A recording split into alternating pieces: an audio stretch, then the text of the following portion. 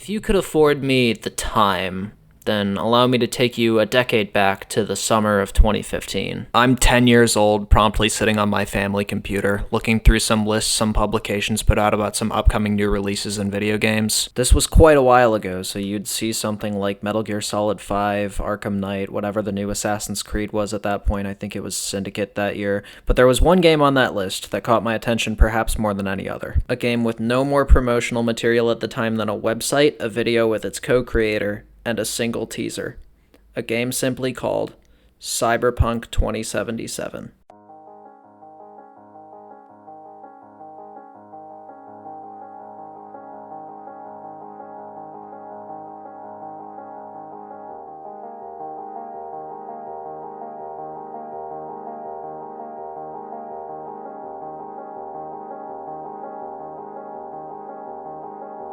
I hardly knew anything about Cyberpunk as an IP, being a shit-for-brains 10-year-old, but this original 2013 teaser trailer blew my socks off. I couldn't tell you how many times as a kid that I just watched it over and over and over again. Whether it was the depressing futuristic aesthetic, the art style, the music that fits so perfectly with the content it's almost unfair, everything about this looked amazing to me. Funny enough, there's actually a video of me from 6th grade talking about it. Cyberpunk 2077. A game that actually I really want to play because it was announced 3 years ago, and oh my god, I just love watching that trailer again.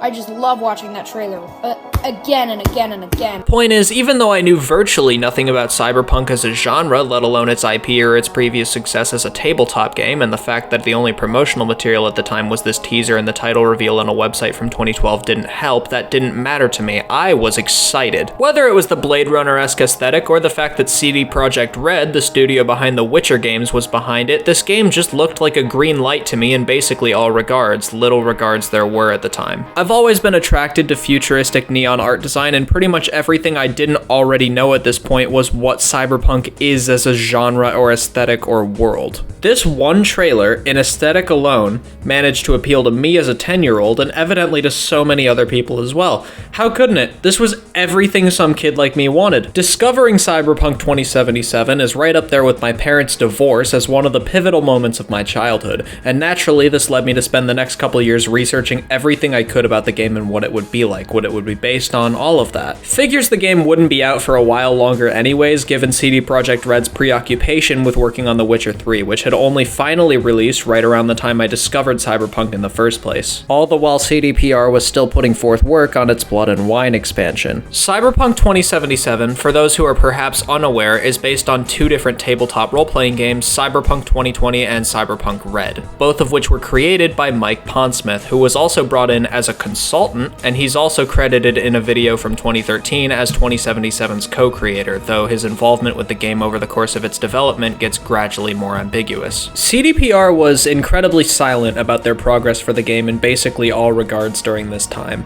This was the first game that really made me start going out of my way to research and follow development for games I was excited about, and it was the first to make me realize that sometimes it can be pretty hard to do that. Cyberpunk 2077's development documentation over the next 3 or so years was kind of difficult to get any sort of definitive leads on other than hearsay. On rare occasions, there would be some peep behind the magician's cloth and you'd hear some news, like CDPR casually mentioning that they had to double their studio size in 2016, or that they would be working on it on the sidelines throughout 2017 whilst promoting Gwent, their Witcher card game. Despite this though, there was almost nothing of substance to be found in regards to this game's news for years. It nearly began to feel like an afterthought in the game's landscape, or like it had joined the fray of pipe dreams, games that had higher chances to have had a million conversations about than they ever would actually being playable in their own rights. That being said, now we cut forward a few years. It's June of 2018. By this point, I'm 13 years old. I'd more than likely been playing too much Halo, and we are also getting what turns out to be the last time E3 came anywhere close to being good. It's at this E3 that Microsoft gives their press conference, and just when I had nearly lost all hope for anything about this game to be revealed anytime soon, just when I thought this game had joined the fold of Star Citizen, Half-Life 3, and other games that seem certain to never never release, an official new trailer is revealed for Cyberpunk 2077. At a shockingly decent E3 where, to me at least, regardless of how some of these games turned out in the end, most of the trailers looked awesome at best and mildly uninteresting at worst, this, save for probably Halo Infinite, was the one that stood out to me the most. It was pretty much exactly what I expected as an elaboration of the teaser from years prior, but that didn't bother me at all. This shit looked gangbusters. I still go back and watch this trailer every now and then, because even if I may not like it quite as much as the original teaser, this trailer has so much cool shit in it. It retains the polish and aesthetic of the teaser whilst also further elaborating on the game's world and themes, complete with an amazing evolution of the teaser's already fantastic art style. From the off on this trailer, you can clearly tell the level of care and passion that CDPR had for this setting, and this was back before the game was released, so all of us bought into it too, and in our defense, how fucking couldn't we? Everything about this up to this point looked like dynamite. The visuals, the art direction, the music, the aesthetic, everything about this looked fantastic. This trailer's showcase of Night City, the game's open world, as this dystopian cyberpunk world brought to its knees by crime and poverty, was so well captured. CDPR followed this up a few months later on August 27th, 2018 with a 48-minute long gameplay demo. This demo refers to the game as a narrative-driven open-world RPG set in a dark version of the future, and it showcases a lot of aspects of the game that all emanate from what would end up becoming 2077's prologue. It showcases so many of the game's core mechanics like its combat, the dialogue system, and the character customization, whilst also further bringing light to Night City and the game's intrinsic world and dystopian setting.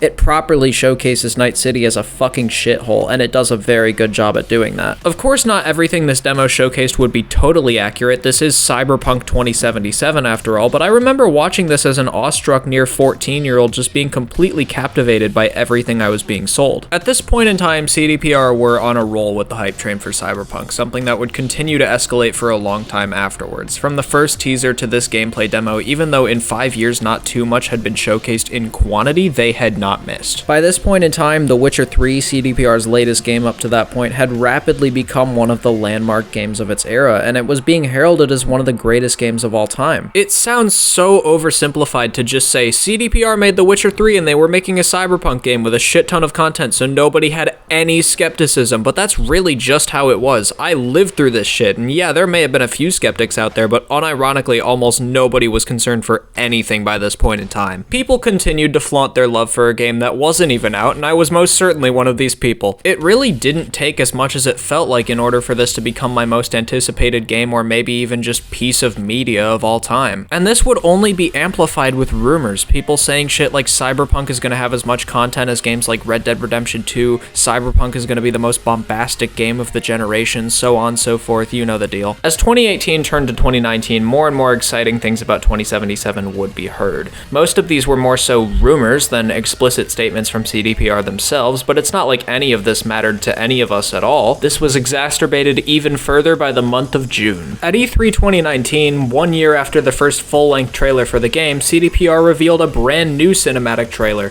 This one, along with a brand new press conference that followed, is what truly sent the hype train for this game into overdrive. First and foremost, it was great at displaying the grim atmosphere of Night City once again, although it did straight up spoil a major death and plot point, which was a little weird. That's not what people remember about this trailer, however. There are two main things that people take away the most from this. One of which is that this was the first time CDPR announced a release date for the game, slated for April 16th, 2020. The other of which, do I even need to say it? I feel like you already know. Hello, Los Angeles! E3! Yeah. All right. Good to see you. Thank you. All right. All right. I gotta talk to you about something. I gotta talk to you about something. CD Projekt RED. Cyberpunk 2077.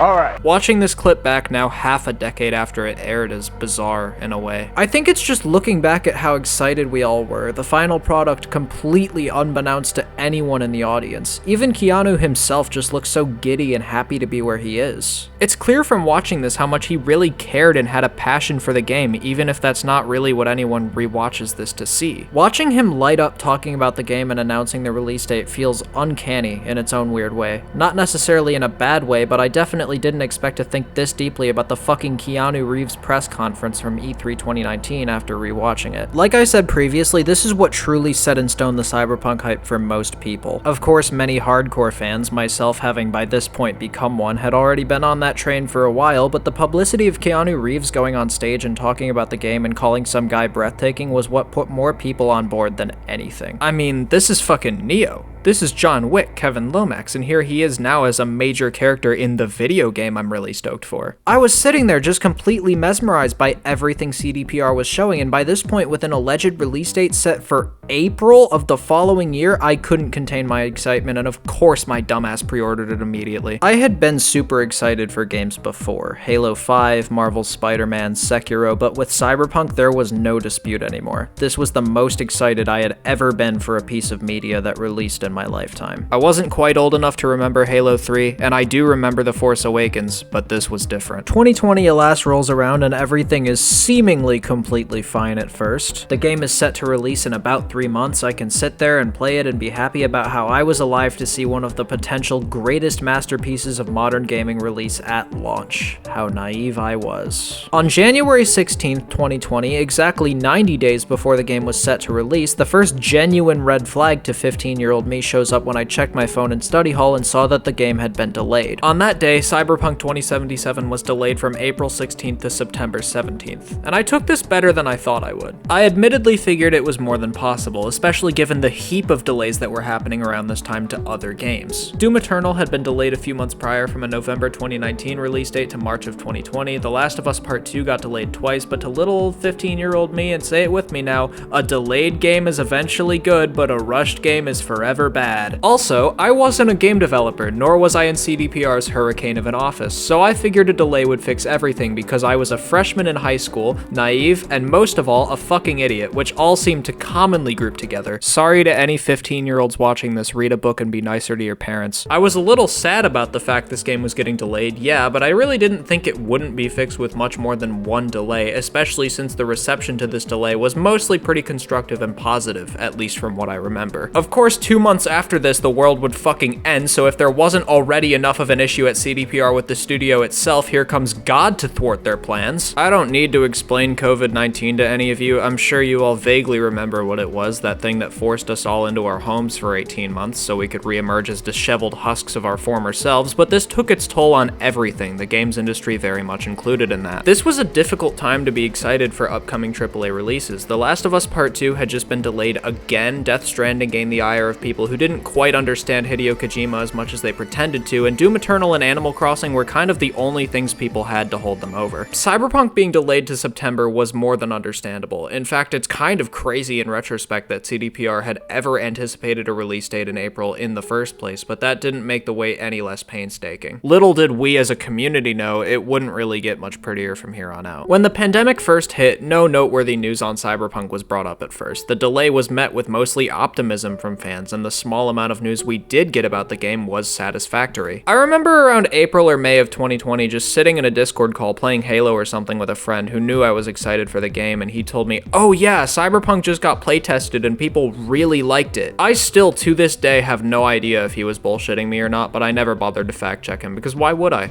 Good news to me. Actually, wait, hang on.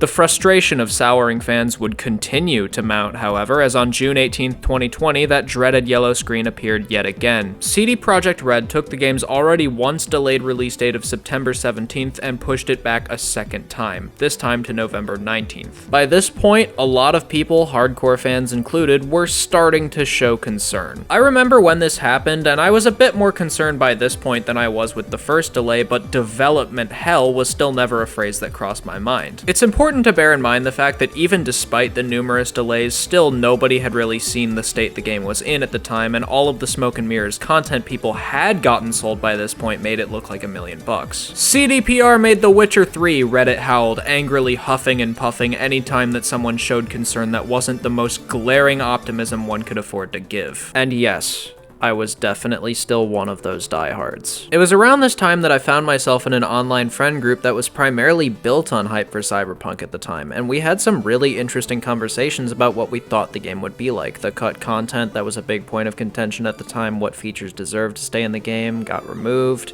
how generally excited we were to just play it when it finally released, and that was really fun. The entire time I knew about the game up to this point, I hadn't really experienced someone sharing the same excitement and enthusiasm for it that I did. A lot of these conversations did admittedly consist of absolutely lethal doses of copium, but that didn't matter. I had fun. Out came summer and in came fall, my excitement for Cyberpunk not at all wavered by any of the increasingly concerning stories of its development. On October 5th, 2020, some really exciting news was actually shared by CDPR. It was on that day that they announced that Cyberpunk 2077 had gone gold, which in game dev terms means essentially that the 1.0 version of the game had been complete, burned onto a disc, and was ready for public release. This, at the time, was such ludicrously reassuring news. Despite naively excited meat riding, I was starting to get kind of worried about how the game might launch, especially considering the hard crunch CDPR was in by this point. So the news that the game would be ready, willing, and able by November 19th was a breath of fresh air to hear, and I know I'm not the only one who felt that way. Beneath all of the turmoil and anxiety, maybe things would end up okay after all.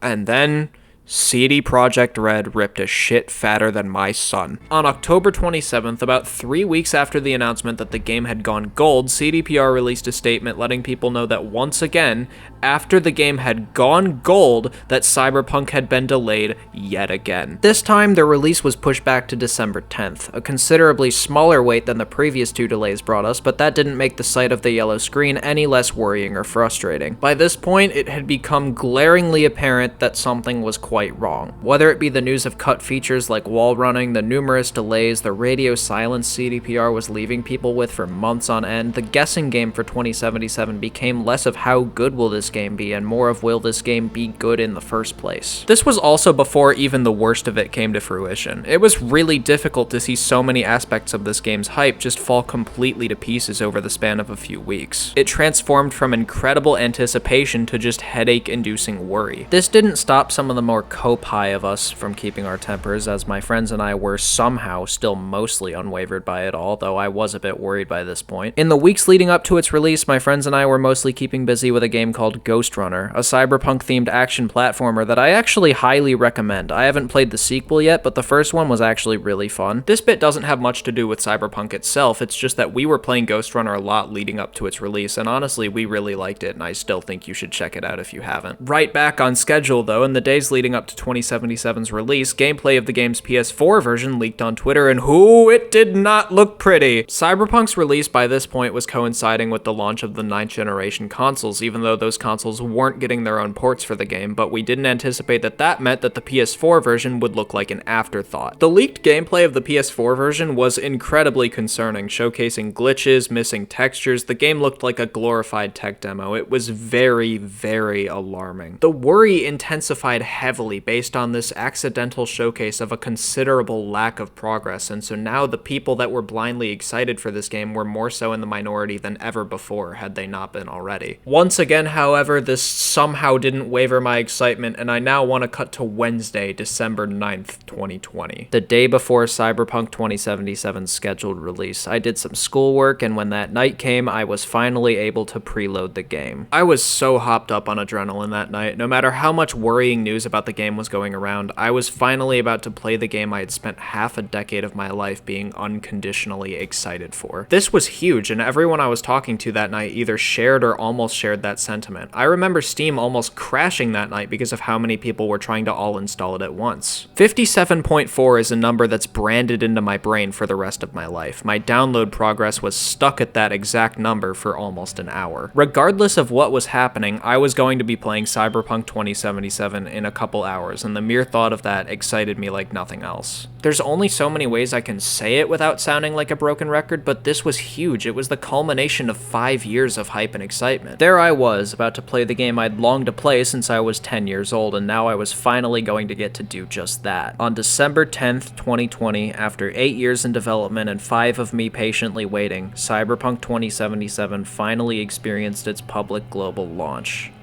You know what's coming next.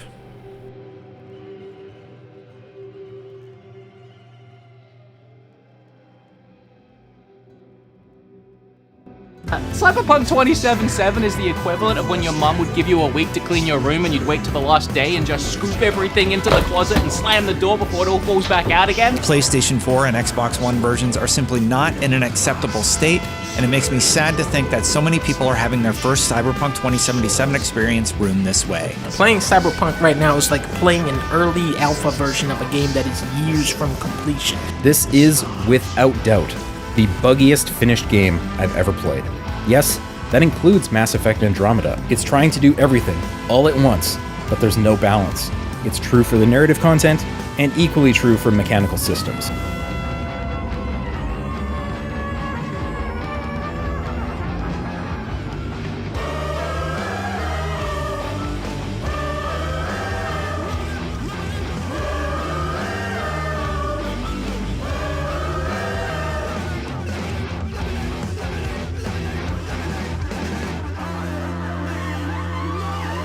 Now, if you're watching this video, I don't believe I need to tell you this, but upon its initial December 2020 release, Cyberpunk 2077 was a bit of a controversial subject. This game has one of the most infamous video game launches of all time, and all sorts of different people had all sorts of different things to say. The initial response to Cyberpunk when it was released was split into 3 unique sub-reactions. There was, well, it's definitely not as anticipated, but I swear it's still good, by the deluded copium-brained superfans that just wanted a new favorite game. I was initially in Camp A. There was lol by the nihilists, and lastly there was simply fuck, which is pretty much where everyone ended up sooner rather than later. The game was beyond broken at release, and everyone was at least a little bit let down by it all. CDPR promised so much and delivered such a harshly botched landing. It's difficult to really describe what it felt like to play the game when it released. I distinctly remember the night this game came out. I shut my phone off and did nothing but play the game until I fell asleep in my chair at about 5 a.m. and woke up on my bedroom floor the next day. In that time, I managed to complete the entire prologue, did some of the side content, and just wandered around Night City simultaneously in awe and very painful shock. I was much nicer to Cyberpunk at first than most other people were, mainly just because I was so deeply under the influence of copium booze that I couldn't pull my head out of CDPR's ass, but the deeper I got into my first playthrough, the more sad and just pissed I became. As you know, the game was an absolute buggy fuckfest at release, and I wasn't spared, nor were many of my friends.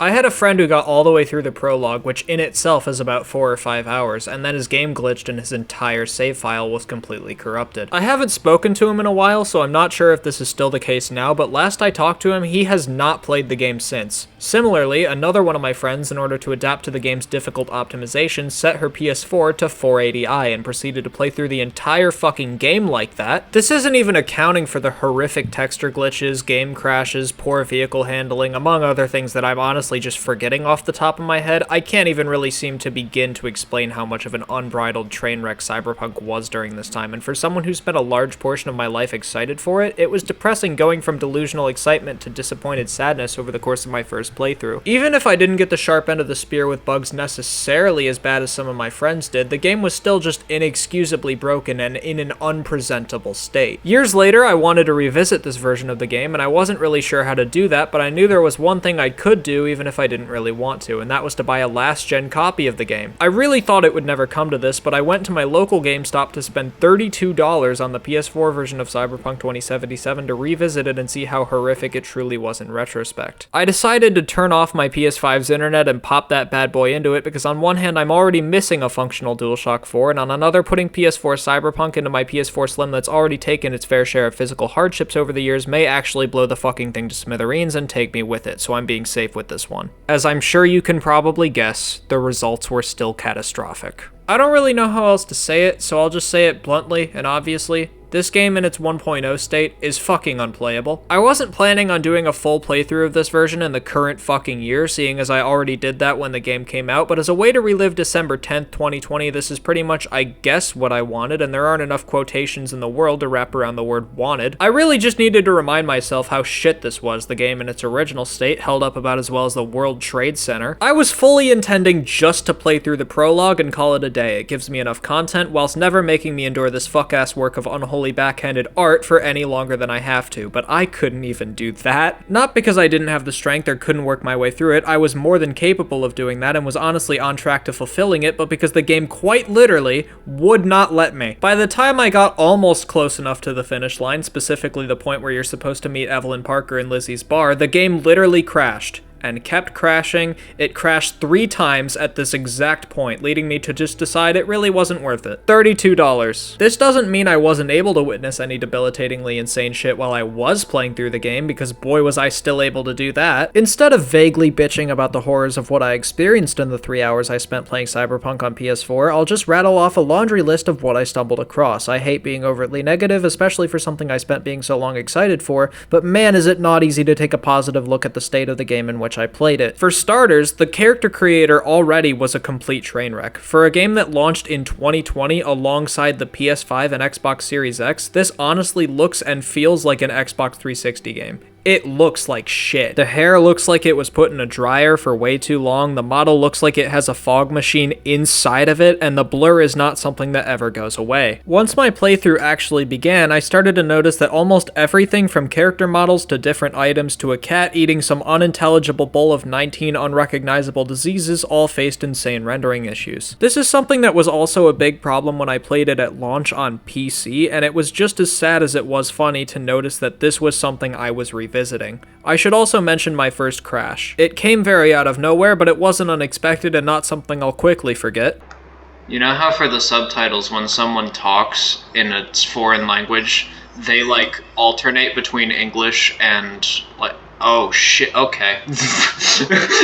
Also, I couldn't go without mentioning the instance in which I literally could not draw my gun, forcing me to flee from gunfire and terror and pray to God that the busted-ass AI did all the dirty work for me. This led to quite possibly the most baffling example of AI cohesion or lack thereof I've ever fucking seen, where this one enemy and Jackie had this incomprehensible interaction that went on for, and I shit you not, over 2 minutes. I couldn't even pay attention to what my friend in VC was saying. I was just glued to this. Terrible animations and stop-starty bugs instantly were more than enough to remind me of what I'd experienced years earlier. It wasn't until maybe an hour into this run that I realized I had virtually no good reason to actually do this, and so if you followed in my footsteps and bought a PS4 copy of this game just to see how it runs in its original state, well then you're an idiot.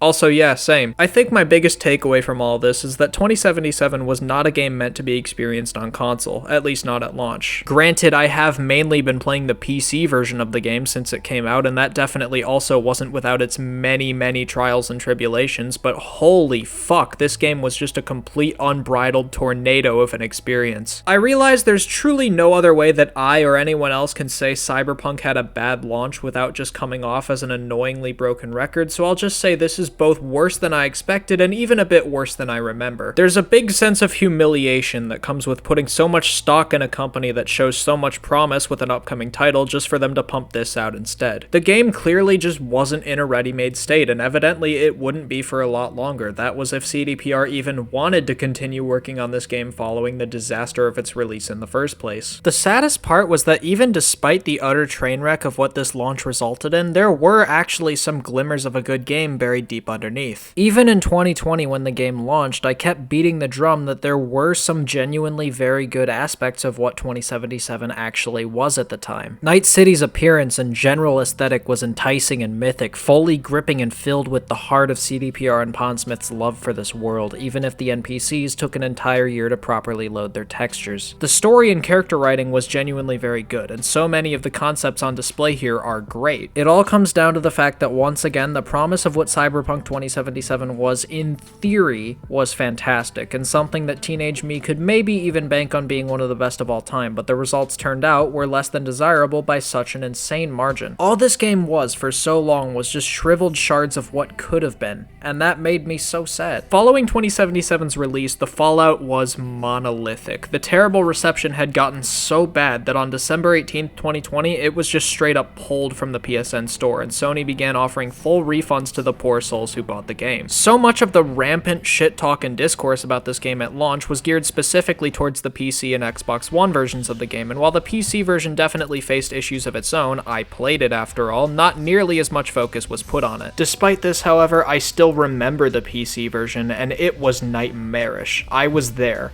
It may not have been quite as unplayable as the console version, but boy was it rough. Many of the same bugs, texture errors, animation problems, crashes galore, it's still not pretty. The most depressing things, however, were the issues that couldn't just suddenly be rectified by a simple bug fix or overhaul. The things that seemed integral to the core of what Cyberpunk 2077 was, and the things that seemed unfixable. For starters, there were many complaints that the game just wasn't what it was advertised to be. Now, this being the grand mosquito of the complaint that it is, I feel I should elaborate. Much of what I'm saying or talking about boils down simply to the fact that CDPR promised a vast and expansive open-world RPG, and what people felt they got was more of just your run-of-the-mill action-adventure game. Yeah, you had branching dialogue options, but did any of them really mean anything if no matter your path or what you do with your character, the overall narrative trajectory stays on the same beeline to the same 5 endings? A lot of discourse was spread about this back in the day, and I always felt like this came down to the fact that the true meaning of RPG has been so skewered and manipulated to where purists won't recognize it as one. Sure, you wouldn't exactly get out of Cyberpunk what you would out of something like Fallout 2 or Baldur's Gate, or perhaps even something more modern and similar style like Disco Elysium, but that doesn't mean it doesn't still possess enough elements to classify itself as an RPG in most regards, at least to me. I feel like a lot of people just lose track of what an RPG fundamentally even is. Now, I remember the story being mixed in the sense that it was held up by phenomenal characters and its intrinsic setting, but the writing could be at times subpar. The sheer amount of content in the game was never something anyone particularly complained about. In fact, there's so much of it that you're getting phone calls at the rate of a mile a minute, but one of the things I felt most interesting about the whole game was that it at times felt like the side content was so good that CDPR had poured all of their energy into fleshing out the side content, so much so that even the main quests began to falter because of it. I can't yet speak for how I'll feel about this now. This is just what I remembered from the runs I've done in years gone past, so we'll be seeing how well that statement holds up later in the video. Regardless of how you or I individually felt about Cyberpunk 2077 as a game, its reputation en masse became that of a laughingstock, and one that I disappointingly grew to resent over time. Not too long after I finished my first playthrough, I uninstalled it, and I strongly considered refunding it. Refunding the game that I'd spent 5 years unconditionally hyped for, only halted by the fact that I knew I probably wouldn't get anything back. No matter who was to blame, whether that was the fans for their impatience, CDPR for their incompetence, or the investors for their restlessness, I had gone from being more excited than I'd ever been for a piece of media in my life to just being mad that this was how it turned out. Why was this game that had such promise and such potential being grouped in with Fallout 76 and No Man's Sky? I didn't feel rewarded, that's for sure. In February of 2021, CD Projekt RED fell victim to a fucking cyber attack, and I was just baffled by that. I wasn't happy with how the game turned out either, but threats of data leaks and a whole entire hacking operation against the company that made this game just brought me to the conclusion that I was tired. Throughout 2021, not only did I stop playing Cyberpunk, but every time I'd hear about it, I'd just be sick of it. I started getting back into boomer shooters when I started playing shit like Ultra Kill and Dusk, and I also played a lot of Battlefield 1 with my friends ahead of 2042, which is its own can of worms. I even found another Cyberpunk-esque game on Steam to be excited for that still isn't even out. It's called Vigilancer 2099. It's a Deus Ex-inspired game set in a Cyberpunk-esque world that centers around bounty hunting. I'm still excited for it, I won't even lie to you. But I just got annoyed every time Cyberpunk would be brought up by anyone. I'd usually not participate in conversations conversations regarding it or have much of anything to say because I just didn't want to. On February 15th, 2022, the game got a pretty big update as the dedicated ports for the PS5 and Xbox Series X versions were finally released. Some of my friends who were still playing it by this point had said it had made modest improvements. I didn't care. Not because I didn't think in some ways it could have been possible, I just didn't believe it, or I guess I didn't feel like believing it. I'd made such an effort not to put any thought into that game at all. I wasn't gonna suddenly chime back in now because the textures could load in a little faster. Harsh as that may sound, it was an indication of where I was with the game at the time. Just completely unfazed. I can't really be faulted for feeling this way, but I do realize that I sound a little belligerent and stubborn. I don't know. Release a better game at launch, I guess. I often wonder how much differently things would have been if the game just launched correctly, how much differently we would have looked at it. The romantic in me wants to say it would have been held in the same regard as games like New Vegas or some of the other all-time greats, but knowing the problems it had that stretched beyond the bugs, I'm just really not sure. It really is still just a shame that its entire reputation out the gate was defined and plagued by what could have been rather than what was.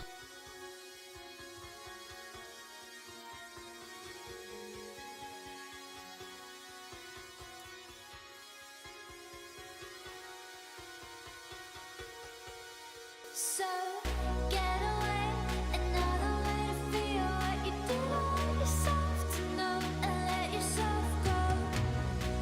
You know you did lose your self-control. There's snow with the rainbow. Turn away, another way to be where you did want yourself to go. Let yourself go. Is that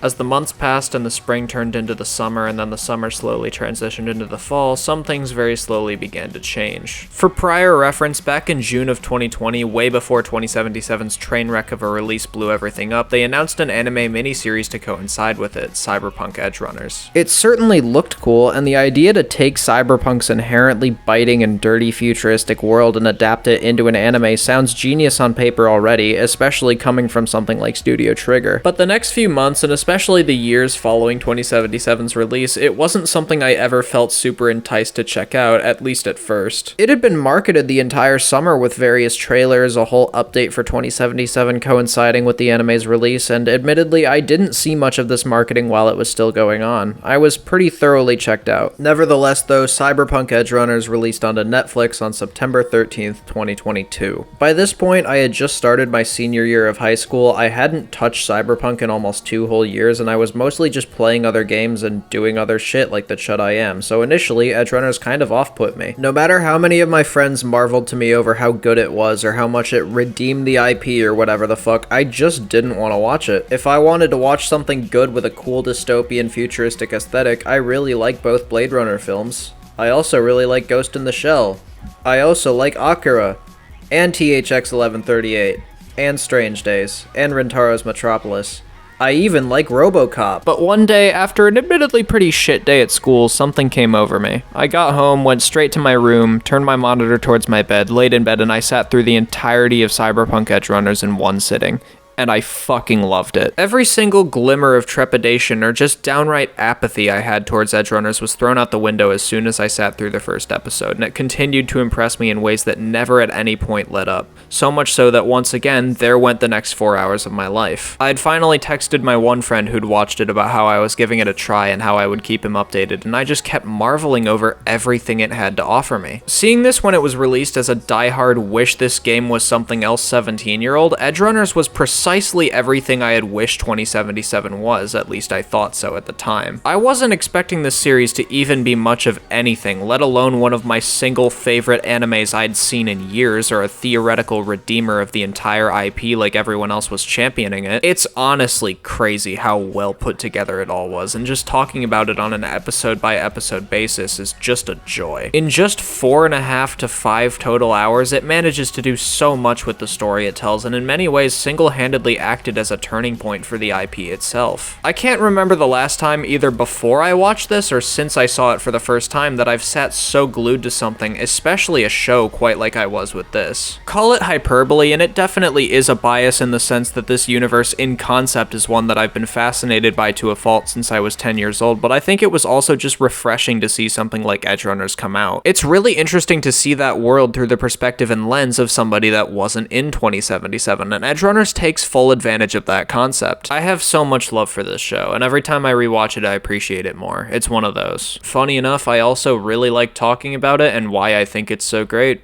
I'm gonna do that now. Episode 1 of Cyberpunk Edgerunners is an incredible pilot. From the first scene, you're already given ever so slight glimpses at the show's intentions. Incredible art direction, a grim showcase of Night City's gratuitous brutality, and an omnipresent gloom that lurks around every corner. This is so effortlessly elaborated upon once we're introduced to Gloria Martinez and her son David, the protagonist of the series. The themes of classism and living in a world that isn't ever your friend and is always out to get you are so abundant. Night City fucking sucks for anyone who isn't privileged enough to be privy to experiencing its quote-unquote grander aspects, and David is such a well-written and sympathetic window into what living like this is like. His washer is broken, he gets his ass beat by the insufferable rich bullies at his academy that he hates but can't drop out of because of his loyalty to what his mother has gone through financially for him, and once his mother dies, he can't visit her, he can't bury her properly, he's just fucked. And so he rebels against the system that's held him down his entire life, and it takes him on this incredibly displayed and told journey spanning another 9 whole episodes. But one of the things that Edgerunners did so well was establish Night City as one of the biggest shitholes in the entire world, something 2077 actually also did do pretty well, but I'd argue that at least at the time, Edgerunners did it even better. Edgerunners establishes Night City as a wasteland of poverty, depression, and depravity, whilst also giving the viewer a likable and directly impacted protagonist in David Martinez to latch onto and root for despite the faults of the system fucking him over. It gives us logical and sound reasons to believe in this character and like him, all the while it's being backed by vibrant visuals and hard-hitting moments it's completely unashamed of showing. Episode 2 builds on these concepts by not only slowly slotting David into Night City's dangerous underbelly, but by immediately using that to progress the plot as we're introduced to Lucy, our first supporting character. Conversely to David, an angry and disgusted victim of the capital that's cost him the experience of a comfortable life, Lucy is more introspective. David has spent his entire life taking care of and being taken care of by his mother, whereas Lucy has spent her entire life alone. She doesn't feel as strong a need to expel energy protecting others, seeing as she's never been faced with the responsibilities of doing that and the consequences of not doing it. But that's all David has ever known, so it creates an incredibly interesting dynamic between the two. One of my favorite scenes in this entire series, and really just media in general if I'm honest, is the whole sequence in which Lucy brings David to her apartment and they use the brain dance to go to the moon. Not only does it retroactively make me emotional knowing how the story eventually turns out, but it's such a strong citation of these two as characters and how they interact with each other, and it's a sequence I always return to whenever I think of Edgerunners as a series. As a consequence of only ever really being raised by and trusting one person, David has never formulated his own sense of purpose. Everything he's ever done is simply what he's been told to do, and the only reason he was at the Arasaka Academy that he personally hated attending was to make Gloria proud, because it was her dream, and by extension it was his too. Lucy is the first person to ever tell him to discover himself and formulate a dream and ambitions not rooted in anyone else's wants, but from a place of sincerity. She tells him that was her dream and not yours, and he just doesn't know what to fucking say to that. I am a sucker for a narrative driven by its characters and their chemistry together, and Edgerunners has it in spades. The moon sequence especially does it for me so well, because the first time I watched it when I was a miserable teenager, it reminded me of how well written interpersonal character writing can be, and moreover it reminded me of what I expected of 2077 in the first place. Of course, now that a few years have passed and I've finished and rewatched the whole thing a number of times, this scene carries with it a totally different atmosphere knowing what's to come, but for the moment, you're happy they're here. Episode 2 ends by immediately teasing more characters, adding more into the mixing pot of the dynamic the show has established, and despite the fact that the intimate dichotomy between David and Lucy is beyond welcome, there's still so much left to set up and establish. 2 episodes in, and Edgerunners already showcases such a remarkable amount amount of potential and prowess with its writing, world building, action, and drama. It's just filled to the top with so much charm and character on display, and nothing at any point feels generic, ham-fisted, or forced to the audience. I really was in shock by this point how much this show had managed to hook me so early on. Maybe I didn't intend to sit through the entire thing in one go, but I wasn't about to get up too quickly. Episode 3 begins to incorporate the rest of the characters. Initially, I wasn't really sure how to feel. I could tell where the story's direction was likely gonna go given the premise and advertising, but taking the incredible character writing in the first 2 episodes and slotting in a whole new cast of colorful rogues felt almost like a step in the wrong direction for a moment, at least to me personally. Thankfully though, these characters, despite being introduced pretty abruptly and being at first a little hard to keep track of, are still really well written and showcase some pretty good personality and charisma from the writer's room. Maine is the big brute, the one who's pretty much in charge, and he initially appears as a bit one note, but he's honestly a really well written character when he's there, and there's more to him than initially meets the eye. Rebecca is a favorite for many, a faux innocent yet vaguely trustworthy and misunderstood character with a bubbly demeanor, and this really led her into becoming one of the best the show had to offer. Too many pieces of media portray the trope of lol, she crazy though, to just no interesting effect whatsoever. But Rebecca is still so comically insane to such a ludicrous degree, yet still so apparently likable and entertaining to where it balances out and just works in spite of what would otherwise be a lame cliche. There was so much discourse back when this came out over whether or not Lucy or Rebecca was the better character, and while personally I'm team Lucy till I'm dead, Rebecca is also really cool. This episode is a really solid introduction to her specifically, and she gets a lot of time to be showcased as it goes on. This episode is a great indication of things to come while still keeping itself ominous enough to where it doesn't feel too obvious where everyone will end up. The only real complaint that I have with it is that the characters are well introduced for the most part, but there's so many of them being introduced at once that they don't all get a chance to shine right away, making some of their introductions weaker than others. Kiwi is a pretty good example of this. While she definitely gets further development and showings later on, she doesn't do much of anything in this episode. With a 25-minute cap on it all, it's a bit difficult to flesh everyone out properly. Then again, we are seeing this through David's perspective, so whether or not this is a flaw or just an expression of David's lapse in understanding is really your prerogative to interpret. Nevertheless, the events that ensue begin a whole story of David trying to prove his worth to these guys and to himself. Having a chip on his shoulder is something he's no stranger to. It's just once again a matter of finding his purpose. There really isn't much existential dialogue here like there was in the last episode, but what's there in the building relationship between David and the rest of these characters is still intriguing. By the end of the episode, he still feels like a fish out of water because, well, he is, but simultaneously, he's a part of something, and that's when we meet Faraday. Faraday is the big bad, the main antagonist of the show, and in the English dub, he's voiced by Giancarlo Esposito, who's still in literally fucking everything. He doesn't appear to pose much of a genuine threat at first, but you can tell from his first scene there's something off, not right about the way he does business, something that goes beyond just being too stern or easy to frustrate. Episode 3 does a very good job completing the setup of what Edgerunners hopes to accomplish and does a great job to stimulate intrigue of what could come next. There's always a looming feeling that something is just around the corner. There are no happy endings in Night City, that much is established, but what you're getting is a main character getting sucked deeper into the underbelly of the city that's tortured him. The first 3 episodes have done great jobs of setting David Martinez up as an existentialist, poor victim of the society he spent his whole life a part of, never taught to think for himself, kicked around at every turn, and now he's in a completely new environment with people who will do anything to protect each other. He's finally found his people, but he doesn't quite understand that yet because he doesn't really know who his people are supposed to be. The next few episodes finally change the pace and they kick things into gear. The whole first half of episode 4 is a montage of David getting himself more acquainted with Maine, Rebecca, and the crew, whilst also slowly building up to a major scene towards the end. It's not always common for something to have equally engaging action and interpersonal character writing in tandem, but Edgerunners does it really well, and this whole sequence is a testament to it. A short burst, thrilling scene with violence, a decently big character death, and major implications on the rest of the series. It's also a pretty strong implication of how death as a concept is treated, at least in the show. Characters go out in blazes of glory, but those losses are never dwelled on for longer than they should be. The plot just keeps progressing, and it's a statement on behalf of the pacing. These moments never wear out their welcome, and they always precede the quieter yet just as meaningful moments that always come soon after to balance things out. By this point, we're already only 4 25-minute episodes in, and this series has already accomplished a lot and already managed to properly tell the viewers so much about Night City, so much about the people in it, and so much about the world that Pondsmith created. Episodes 5, 6, and 7 really start kicking things into gear a jump further. 5 further establishes the crew and their loyalty to each other, putting them in conflict with Jimmy Kurosaki, a renowned braindance editor, and this gets David and Maine specifically into hot water. daughter. The episode following this serves to really flesh out Main's character in a very effective way, and it's also the episode where shit really hits the fan. In this episode, Main finds himself in a perpetual yet long time coming state of cyberpsychosis. The definition of which is when the cybernetics bonded into a character's body drive them to a point where they're no longer themselves, influencing them to make bad decisions and act unnaturally. It's been long teased throughout all of Edgerunners up to this point just how dangerous cyberpsychosis is, and Main is the perfect character to demonstrate it. Not only is he developed throughout this time in the show as a likable and charismatic badass, but what makes this whole end to his arc so tragic is that he genuinely really cares for those around him. Beneath the whole tough guy act, you can tell he really cares for David, for Lucy, Rebecca, Kiwi, but when his time comes, he's sent over the edge and he pulls out a massacre, killing Dorio and leaving bloodshed of pig after pig in his wake, leaving him with no recourse but to kill himself. This whole premise, alongside the introduction of characters like Falco and a furthering of David and Lucy's bond and relationship, is what makes episode 6 one of my favorites in the entire series. The storytelling on display is so top-notch, and it's blistering how well they managed to make you care for these characters only to rip them away at a second's notice. Main is really one of the most likable characters in the whole Cyberpunk universe. He may not be immediately all too friendly to David, but he really wants to give him a chance, and David doesn't let him down in response to that. He really believed in everyone, it just wasn't enough to save him from the inevitable. The way his death noticeably shakes the crew, even if it's never explicitly stated, is remarkable. Usually in squad-based pieces of media with the same trope as Edgerunners, I always find the cool, badass brute guy to be the one I typically care the least about, but my word if Main's death doesn't still just fucking speak to me. It's an astounding instance of emotion, foreshadowing, and even in his last moments, when he knows full well he's going to die, he still treats David with the same respect and care he always tried to show everyone he thought had earned that respect and care. Main may initially come off as generic, he may appear as a one-note, grumpy brute, but I never really thought that was all there was to him, and seeing where he ends up by the end of the episode brings with it a sense of tragedy and despair, like things could have been different for him, but maybe they couldn't have. Anyways, it doesn't really matter now, does it?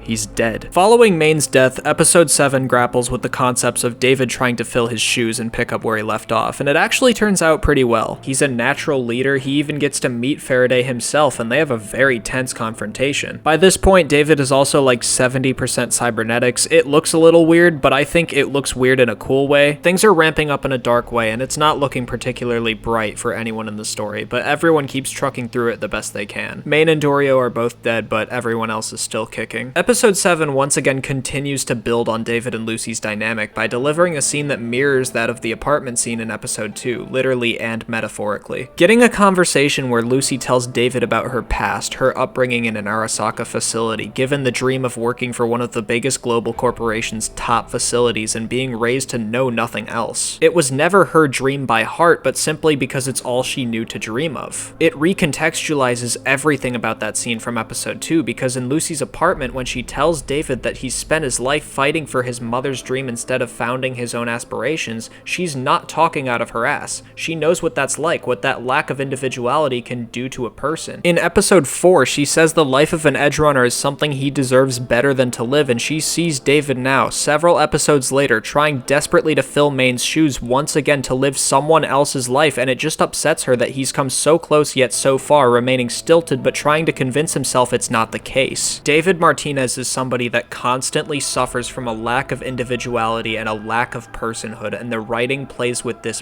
brilliantly. The subtlety is there, but it always feels abundant enough at the same time. It never feels like it's a theme that's being focused on too little or too much. As the #1 supporting character and love interest of the main character, especially a main character she bounces off of so well, she's offered a really compelling backstory that once again serves to explain how well written her relationship with David is and why she's such a good other half to this story. Cyberpunk Edgerunners was never just about David. It was never just about his arc. It's about Lucy's as well. This all once again goes back to the moon sequence. It's a perfect establishment of their dichotomy, and never at any point from then on is what's built on that foundation seen to be lacking or disappointing. This is exactly what shocked me so much back when I first saw this. I knew the character writing would probably be decent. This is an anime of a universe I had many mixed feelings about at the time of its release, but it was also put together by one of the most celebrated anime studios studios and the recency of the medium, but god, I was shocked by how well written this was, and by this point, it's like 7:30. I hadn't gotten up for anything besides bathroom breaks. My ass was still just in my bed. I was infinitely more invested than I thought I was capable of being for anything Cyberpunk related by this point. The final 3 episodes wrap everything up surprisingly well for how quickly they all come to pass. At a breakneck pace, episodes 8 and 9 do an amazing job of finally starting to show the negative side effects of David's cyberware. He's becoming more aggressive, angrier, he kills a witness who reminds him of Gloria in a haze, Lucy is starting to become more confused and worried as the person she took in and loves is beginning to show himself as more of a stranger, and it gears the viewer up to prepare for the worst. On the contrary, we get more of Faraday and we learn more about him as a character. On one hand, he's not the most interesting character in the face of just being a mustache-twirling asshole, but he's a good foil for the characters we're rooting for so desperately to succeed. He's a really good amalgamation of the capitalist dogma that Edgerunners or Cyberpunk itself really is such a biting critique of in the first place. All he cares about is climbing the corporate ladder by any means necessary. To him, it doesn't matter what company, what ethics, or who he betrays to get there. All he wants is to crush anyone who stands in his way beneath his boot, and this is mirrored by something that despite making all the sense in the world, you still wouldn't see coming.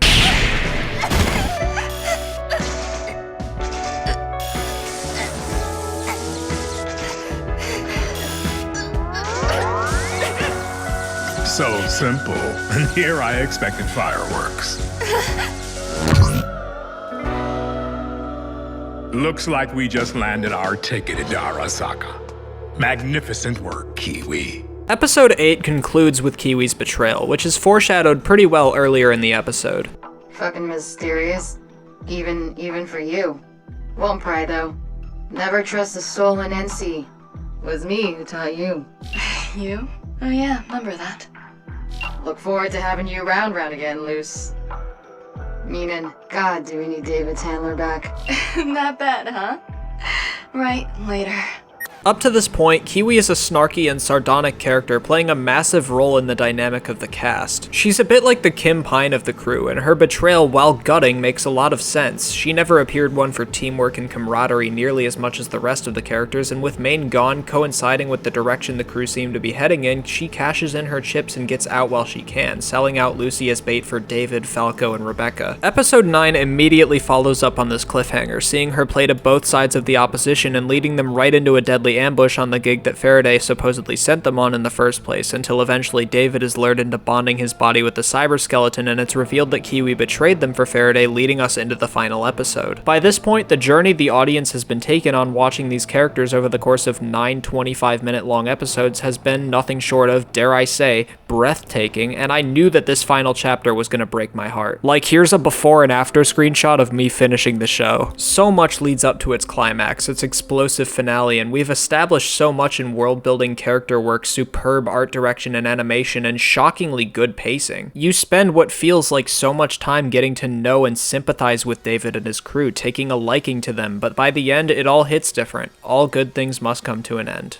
Even the best. The final episode of Cyberpunk Edgerunners is 28 minutes of pure animatic brilliance. It manages to perfectly tie up every loose end, give every single character arc a good conclusion, and deliver a rewarding climax on all fronts. I remember just laying in bed still, watching this for the first time and thinking, what the fuck was I missing in so many different ways? I can't even begin to explain how much I had felt like I needed to watch Edgerunners. There's so much nuance that this episode brings with it, and so many layers of complexity to these story beats and characters. Kiwi's betrayal may have already made enough sense, but that doesn't mean she doesn't still express regret about it both internally and externally. As much as I may hate her, her demise is a tragic one. Rebecca gets a much quicker and more immediate death than she probably deserved, but it was shocking at least. Faraday, in the span of just a few episodes, manages to properly establish himself as Twat Central, so seeing him get his comeuppance is satisfying, and of course, the introduction to Atom Smasher. A decently core part to 2077, Atom Smasher was just cool as fuck in this show. A one-shot character technically within the confines of Edgerunners itself, but he still remains to be one of the coolest things the show has to offer. The final showdown between Atom Smasher and David in full cyberskeleton getup is something I'll get to in a minute with full transparency, but my word did David and Lucy both get some of the most bittersweet conclusions thought of by a human. By episode 10, David is fucked all the way up through his cyberware, and my ass is still still watching this in bed. Through no positive assistance of the cyberskeleton, he's constantly teetering on cyberpsychosis, like Main did. He goes to the top of Arasaka Tower to save Lucy from Faraday following the vicious Militech ambush in the previous episode, and he's getting banged up. Upon saving her, they have this really good final scene. It's such a bittersweet final interaction between the two of them, touching all the cornerstones of their dynamic and what they've been through together. Talks of individuality and dreams. None of it matters now, not for David at least, and in the end he sacrifices himself to get her and Falco out safely. David Martinez dies a hero's death for the one person he had to save. And to cap it all off, Lucy does end up going to the moon, just alone. It's a heartbreaking ending and one that never fails to get me every time I rewatch this series or think of media that's made me feel something in the way Edgerunners did, but there truly was no better way they could have ended the series. It's perfectly potent for both of them. Cyberpunk Edgerunners was a masterpiece of storytelling, the likes of which jaded 17-year-old me wouldn't have seen coming in a million fucking years. It manages to accomplish so much with the time it's given, and it evokes so much raw emotion. Aside from doing a whole play-by-play of the story and what's so good about the characters, there's just so much that Edgerunners does so effortlessly. The animation and art style is bewitching. There are shots that stick in my mind purely from memory to this day. The world building of Night City is arguably done better here than it was in the game, and man, I can't go any further talking about this anime without bringing up the soundtrack in at least some capacity. The soundtrack is one of the show's biggest strengths, and I'm honestly kind of upset at myself for having not mentioned it sooner. It already has a killer intro theme in the form of This Fire by Franz Ferdinand, which is fucking awesome by the way, but there's also songs like Who's Ready for Tomorrow, Major Crimes, and of course I Really Want to Stay at Your House. Apart from This Fire, these are all songs that in some capacity also appeared in 2077, but they fit so well here and music is always playing too. Usually I like in media when music is kept to a minimum, at least until the right moments. It adds to the general intensity and atmosphere of the scene to a greater effect when silence permeates the environment, but this is a really solid exception. Music with lyrics is playing a lot and it never feels out of place or forced into the scene. Sometimes it just feels like you're following David through these environments while you're listening in to whatever he has in his earbuds, and I'm willing to go out on a limb and say that was probably how it was intended in the first place. I remember after watching this for the first time, the soundtrack, specifically I Really Want to Stay at Your House If We're Being Real, was stuck in my head for ages. The whole soundtrack is an unsung hero of what the show does properly. I may sound overly positive, but this is just a really good piece of art, and there really isn't much I can genuinely criticize about Edgerunners in the first place. I've thought long and hard about it, but it really is just so lean. You could make an argument that the show has a lack of subtlety, gone with the constant flashbacks in the last episode of Gloria telling David about her dream of seeing him atop Arasaka Tower, but man, I don't care about that shit. Sometimes, very rarely, but sometimes, it works just as well being told as it would being shown, and 10 whole episodes have passed in between these moments anyways, so we kind of got both. In the end, Edgerunners is many things. Riveting, bittersweet, hopeless, tragic, but while I may view it under those lenses thematically, it's evidently a series I look back on with incredible fondness, even if it made me want to kill myself. Everything it does well, and beyond that, it single-handedly revived my and so many others' interest in this IP. After everything, after the whole debacle of 2077, after my most anticipated piece of media in my lifetime became something I hated and didn't enjoy talking about, this little anime became a monumental breath of fresh air. I spread the word about this show to so many of my friends when I first saw it, and I told all of them to give it a viewing for themselves. Miraculously, I kinda sorta liked Cyberpunk again, or at least I was starting to come around to that. I jotted down so many thoughts, so many little nuggets of what I could say about this show, so much I'm able to marvel over as I'm saying this now. I really fucking love this series. It came at an appropriate time in my life, it was a pleasant surprise, and it housed pretty much everything I knew I enjoyed, as well as stuff I didn't know I would like. I had no idea I'd like Main as a character that much, or that I'd truly enjoy the world of Night City ever nearly as much as I did from those 2077 demos and trailers, and even the game. Bewildering didn't touch it. It's an incredible prequel, an incredible anime, and it's something I appreciate more every time I re-experience it. After a while, it even started begging the question, do I give 2077 another go? And even for a while afterwards, it took some heavy consideration after watching Edgerunners for the first time whether or not I give the old piece of shit a chance. Despite pretty much hating it and never necessarily wanting to revisit it, I never refunded it. There it was, still just sitting uninstalled in my Steam library, right next to a mobile game and Day of Defeat. I knew that after Edgerunners had released, the game got a pretty big update, the 1.6 patch to be precise. It added new items, new content, apparently some bugs were fixed, and all of this just sounded like like standard procedure for an update or patch. I knew the game had been at least somewhat improved from the state in which I'd seen it last, but was that really something I could bank on? The game left such a sour taste in my mouth and I hadn't forgotten that. Now it was just a matter of me really liking Edgerunners and hoping that if I were to go back at any point, I'd finally like 2077 too. It took weeks of me tossing and turning about it, but eventually I just went fuck it, and so sometime in October of 2022, I caved and reinstalled Cyberpunk 2077, giving it a shot again for the first time in nearly 2 years. I was pretty much immediately taken aback by the fact it was actually optimized, a state I'd never seen it in before. Bare minimum as that was, we were off to a good start. I loaded up a new save, created a new character, and I tried giving it a shot. Some things were noticeably improved. The environments looked a little nicer, the characters looked a little bit better, textures didn't take an entire Lord of the Rings movie to load, my game never crashed, which was a first for Cyberpunk, but there were still loads of issues with stuttering and frame dropping. There was also the issue of my inventory just totally disappearing on me. That wasn't cool either. Truth be told though, I was honestly a bit surprised the game even worked at all. Despite how hard I tried to avoid hearing people talk about 2077 for so long, there are only so many people hollering despite the fixes it's still bad you can shout out at once. I got maybe another 10 or so hours out of this playthrough, but I never ended up finishing it. I was pleasantly surprised with the game's improvements since the last time I played it, but I still just wasn't feeling what it had to offer. I couldn't really tell if that was me still just being bitter about the game's launch, if I actually didn't like what I was playing through, or if I was just genuinely good enough with Edgerunners. To be perfectly frank though, I don't think in retrospect that it was any of these things. I just wasn't playing games as much at the time in general, and when I was, it wasn't with much thought or determination. I was still a senior in high school at the time, and when I wasn't at school I was working, and when I wasn't at work I was with friends. I was hardly ever even home to begin with, much less playing shit on a consistent basis. The most I typically played around this point in time were short burst multiplayer games like CSGO or Halo Infinite, or playing split screen shit at friends' places when I was out late there. I did play Cruelty Squad though, I liked that, but I couldn't bring myself to do much else. I wanted to get more out of revisiting 2077 than I did at the time, but I could just never bring myself to commit to it. I just kind of looked at it like, well, I hope it's all improved, and left it at that. I'd occasionally dip in to see what was up with the game here and there, but I figured for a long time that any hope of me actually trying to give this game an honest-to-God second chance was out the window. Even if I may have wanted to do it, I could never actually follow through, and even when I did try to play it, it'd never be for very long. It wasn't that I didn't care, but rather that I kind of wished I didn't. It was a game with serious potential that was to some extent finally being realized, and here I was, unable to be fucked to even play it. I went from gleefully giving the game another shot to just being complacent about revisiting it. By the start of 2023, I was still in the same place. I knew the game's major expansion, Phantom Liberty, was coming later that year, as it had been announced alongside Edgerunners' release, but still I was just like, oh cool, a Cyberpunk expansion. Sure would love to play that, in a half sardonic tone. Eventually though, that drive to play games again sort of came back to me. I had run through all of the classic Doom games, I started going back through the whole Grand Theft Auto trilogy for another little project you may have heard about, and very importantly,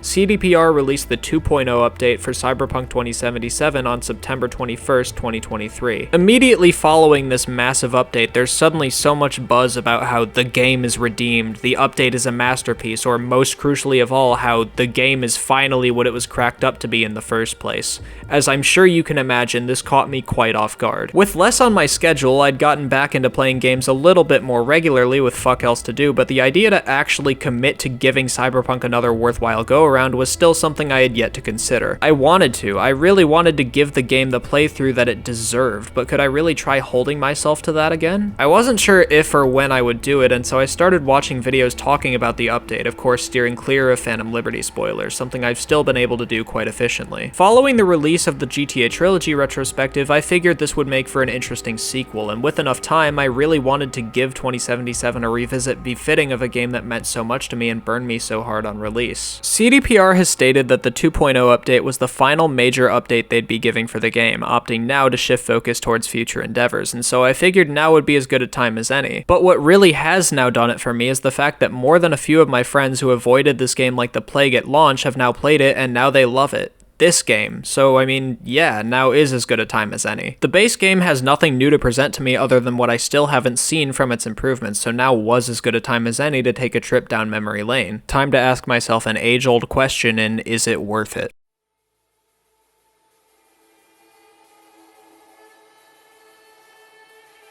For a little over a week, aside from attending classes, doing some work, and hanging out with some friends, I was doing absolutely fuck all apart from playing the 2.0 patch for Cyberpunk 2077. So is it actually what it's claimed to be? Is it really the true revival of this game that makes it into everything it should have been to begin with? Yeah, kinda. There's really just no sugarcoating how transfixed I was playing this game again. This was my first complete playthrough since the game was released, and I've bitched more than enough in this video already about the impression the launch left on me and everyone else that played it, so I'm happy to say that the 2.0 update really did its best to turn things the other way. Is it exactly what I wanted the game to be? Well, that's more so a question I found myself having gradually shifting answers towards as I played it, and one I'll be elaborating upon further. Being the nostalgia bullet riddled amalgamation of cool shit I saw as a kid that I am, during this playthrough I very often thought back to that original 2013 teaser, and what about that neon aesthetic and brooding atmosphere that had engulfed 10-year-old me to begin with. Every story beat, every psychosexual ad, every side job, every fixer I got a phone call from and quickly forgot about was a complete culmination of the world that CDPR had been working towards all along. I thought about Mike Pondsmith and the world he created with Cyberpunk 2020 and Cyberpunk RED, and if CDPR had said world's best intentions at heart. I knew deep down they did. I'd played the game before, and even at release 2077 always showed at least glimmers of what it could have been, but I wasn't ever quite sure how to feel about what game it could have been, and didn't really try to think about that until I was faced with it in front of my very own eyes. Even now, having finished it for the first time since 2020, I'm sitting here kind of stun-locked, so to speak. There's a lot to say about so many various different aspects of the game, how they function themselves as self-contained mechanics, how they were or weren't overhauled from previous versions, or even if the game lives up to the impossible expectation that I personally put on it as an overzealous teenager. Sure, I have a lot of thoughts and have since launch, so I feel like the best course of action here is just to talk about what I played, because that allows me to give you a rundown of my renewed likes and dislikes, and it also operates as a debrief for me personally, finally setting shit in stone and putting my thoughts on this game to bed once and for all. I'm going to be putting some timestamps on screen for when I talk about what, because there is going to be a lot for me to talk about, and I'm going to start getting into that now. Alright, let's start off by talking about the gameplay. Now initially, Cyberpunk's gameplay was simultaneously its biggest blessing and its biggest curse. There was always something either side of the argument could use as a valid point to discern whether it was good or bad. The bugs were obviously a huge point of contention, but the rest of it was really polarizing too. The combat, specifically the melee combat, whilst being praised, was also highly criticized. Same goes for the character customization, the puzzles. I do definitely think to some degree that the amount of polarization with some of the game's mechanics back in the day amounted more so to certain people's vehement refusal to admit there was much of anything to like about the game, but I'll be the first to say in some regards they were and even still are onto something. To start, I should warn you, if you're watching this and like me prior to this playthrough still haven't gone back to 2077 since before the 2.0 update, do not come into this expecting a completely bugless state of affairs. It's much better, certainly more polished, and beyond notably more playable now than it was nearly half a decade ago, but don't come into this expecting not to run into some bullshit now and again. I played this on a brand new PC with a 4060 at high settings, and yeah, it ran perfectly fine most of the time, but there were certainly some points where the goofier aspects of 2077's gone past reared their ugly heads. Thankfully though, once again, it's much less bad than it used to be. I had a bit of a stuttering problem in the first few seconds of me loading up the game, but once it was done stuttering, it worked perfectly fine. The main bugs I encountered throughout this playthrough consisted primarily of vehicle glitches, such as an instance where an enemy got trapped inside of a vehicle for a minute. The worst one though was a glitch during one of the Cyberpsycho sightings, which froze my game so bad I had to restart my whole computer. There are very occasionally still cars just flying around, and I did still have my fair share of crashes, maybe about 3, but that's basically it. The far more menial bugs I experienced in 2.0 absolutely pale in comparison to what I experienced when the game first came out. That said though, they are still bugs that I experienced, and one of them required me to turn my PC off and on again, so I can only forgive so much. The bugs may be far less disastrous nowadays, but it is a bit depressing that I have to go, yeah, my game only crashed 3 or 4 times this go around instead of fucking 40. There's a really backhanded sort of undertone there, the likes of which I can't really say I'm too pleased about. I'm not about to full on knock CDPR for this. They did a great job with the cleaning up they actually managed to pull off, which was quite a lot of it, and the game finally feels completely optimized, but the bugs I did encounter were still a bit worrying to say the least, and the saddest part of it is that I definitely would not care as much if it wasn't Cyberpunk. The bugs in 1.0 were scarring to the game's public image, to say the least. You all know this by now, and still seeing Jackie get clipped in the ass during a dialogue dialogue sequence does get me antsy when everyone is talking about what a phenomenal job CDPR did polishing it up. Now, to be fair, in most respects, they absolutely did. The game in its current state, and seemingly the state in which it'll remain, is not an inch as unplayable or unoptimized as it was in 2020. I mean, for one, I saw no pop-in fucking once, which was an absolutely huge problem with 1.0, completely evaporated here, thank god. Character models also no longer take 7 in-game weeks to register and load their textures in. I remember in my first playthrough, every single time without fail that I would visit Lizzie's bar, the girl by the door outside would either just never render properly or take longer to load in than it takes me to shit on company time. In 2.0, that wasn't ever a problem. Everyone loads in perfectly, and if there ever was a time where a character model didn't, or there was pop-in of some sort, I never noticed it. So hats off to CDPR, they've pretty much completely fixed one of the most glaring issues that the game had on release. Most of the funny experiences I had on this playthrough had way less to do with the unorthodox and horrendous bugs the game had up its sleeve, but rather little things that were more on me and the game just working as intended. There really were more than a few of these, and rather than being like, oh fuck, Cyberpunk's bugging again, I was sort of just like, oh look, the game is being fucking stupid again and I love it, because really, that's what I see it as now. Holy shit, dude. Jackie just does not fucking care. He just doesn't give a fuck. Senora Wells. You know, he's worried about me. Just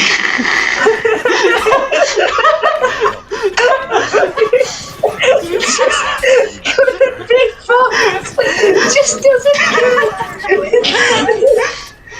The bugs are still there, but rarely are they actually prevalent enough to have a meaningful effect on the experience. The worst thing they do is offer me personally the illusion that they will. Instead, with what the game really does end up offering for funny moments as intended, it works gangbusters. On the whole, it's a pretty much completely optimized game now. Maybe not everything was flawlessly fixed, not every minute bug that plagued 2077 years back, but enough of them. And you know what? Despite my bitching, that is good enough for me. So let's talk about the customization for a bit, because there's a lot of it, and it's quite the focal point of the game itself. Night City offers the player a chance to customize to their heart's content, giving them a life path and from the off, a customizable character. Now, one of the things that excited me the most leading up to Cyberpunk's initial release was the showcase of the character creator in the 2018 gameplay demo. There were so many interesting ideas at play there. Beyond the typical customization of bodily and facial features, which itself looked awesome and really in-depth, it promised the ability to give your character predisposed lore, a key life event, why they're even in Night City to begin with, their childhood hero, and the most that the final release really capitalized on this was by giving the player the choice of a life path. Regardless, the character customizer in 2077, now that the character model isn't blurry as fuck, just like it still was at launch, is pretty decent. Aside from the way the character model looked, that was never a problem I had with the game at all. I still definitely wish we could have gotten the extra layer of backstory customization that we saw in the 2018 demo. That's perfectly tailored to an RPG, but I'm still fine without it. The actual character customizer itself, even without the features promised by that demo, is still really solid and more than satisfactory for what it's worth. You can single-handedly abolish the gender binary all by your lonesome just by giving female V a masculine voice or vice versa, alongside other gender-bent stuff that I'm sure you already know of anyway, but even besides this, the customization you can give V is simply amazing. The hair, the skin tone, the eye color customization from the get-go presents the player with such an immense selection of options, so much so that I kind of start to not even care as much that the backstory elements are no longer at play. I may not be Male V's biggest fan personally because of his voice acting, and it is very much a personal thing because the actor did, objectively speaking, do a great job, but the customization you can still give that character is really, really cool. At the end of the day, it is quite a basic character creator inherently, but for one, it's the beginning of an RPG, so I don't care all that much, and secondly, it still offers so much creativity and player freedom. The life paths act as the player's route. All three of them lead you down the same eventual road, but all three of them are distinct and offer you something different, giving a different flavor to V in the first place. Street Kid was my go-to life path in my first playthrough, and if you can believe it, it's still the one I chose for this one as well. It's always been my favorite of the three by design, getting you up close and personal with Night City itself right away, but playing a Nomad is actually really interesting in the sense that you spend the first hour or so of the game driving through the Badlands and fixing cars. I recently played Firewatch for the first time right before I did this playthrough of Cyberpunk, and the opening stage of the Nomad life path feels oddly reminiscent of that environment. Playing Nomad will also get you more used to driving and the less populated areas of the map pretty quickly. Now on top of this, you have the Corpo life path. Personally, I've never actually done a Corpo playthrough myself, but the opening story being V getting into a spat over corporate espionage and being sent down the totem pole seems pretty interesting. The only real problem I have with the life paths is that while they're all unique and they all offer the player a different opening and some occasional differences in dialogue, I never felt like they were quite capitalized on here to the fullest extent. This is why I wanted the backstory elements in their original form in the game for so long. The life paths don't really do enough to differentiate the experience from playthrough to playthrough. They all still result in you meeting Jackie, doing small-time gigs, and then getting duped in the Konpeki Plaza heist. It's not a huge problem, and quite frankly, keeping the backstory elements from the original character creator probably would have yielded the same result. I just wish it meant more. Even before you create what your V looks like, the game asks you to pick a life path. I get that CDPR clearly wanted to make a perfect balance between personal customization and making V streamlined as an actual character, but I don't know, you could have found a way to work around that. Backstory is what makes a character like V initially work in the first place. It doesn't do enough for me personally, is I guess what I'm saying. It works fine and all of the introductory sequences are cool, but I wish it had a larger impact on the experience as a whole. Contrary to that though, the amount of character customization you can get once you're actually into the game is pretty awesome. Clothing is a pretty well customizable option, so are your options of cars, the things you put in cars, your cyberware, it all works. This is just a personal thing, but after Edgerunners came out, CDPR added David's jacket as an Easter egg, and you better believe my ass picked that thing up immediately. I actually had it on for most of the game, pretty much the entire time after I acquired it. It also helps that the game treats it like a one-of-a-kind item as well. Vehicles can also be customized to your heart's content. You can add weapons to the fucking thing.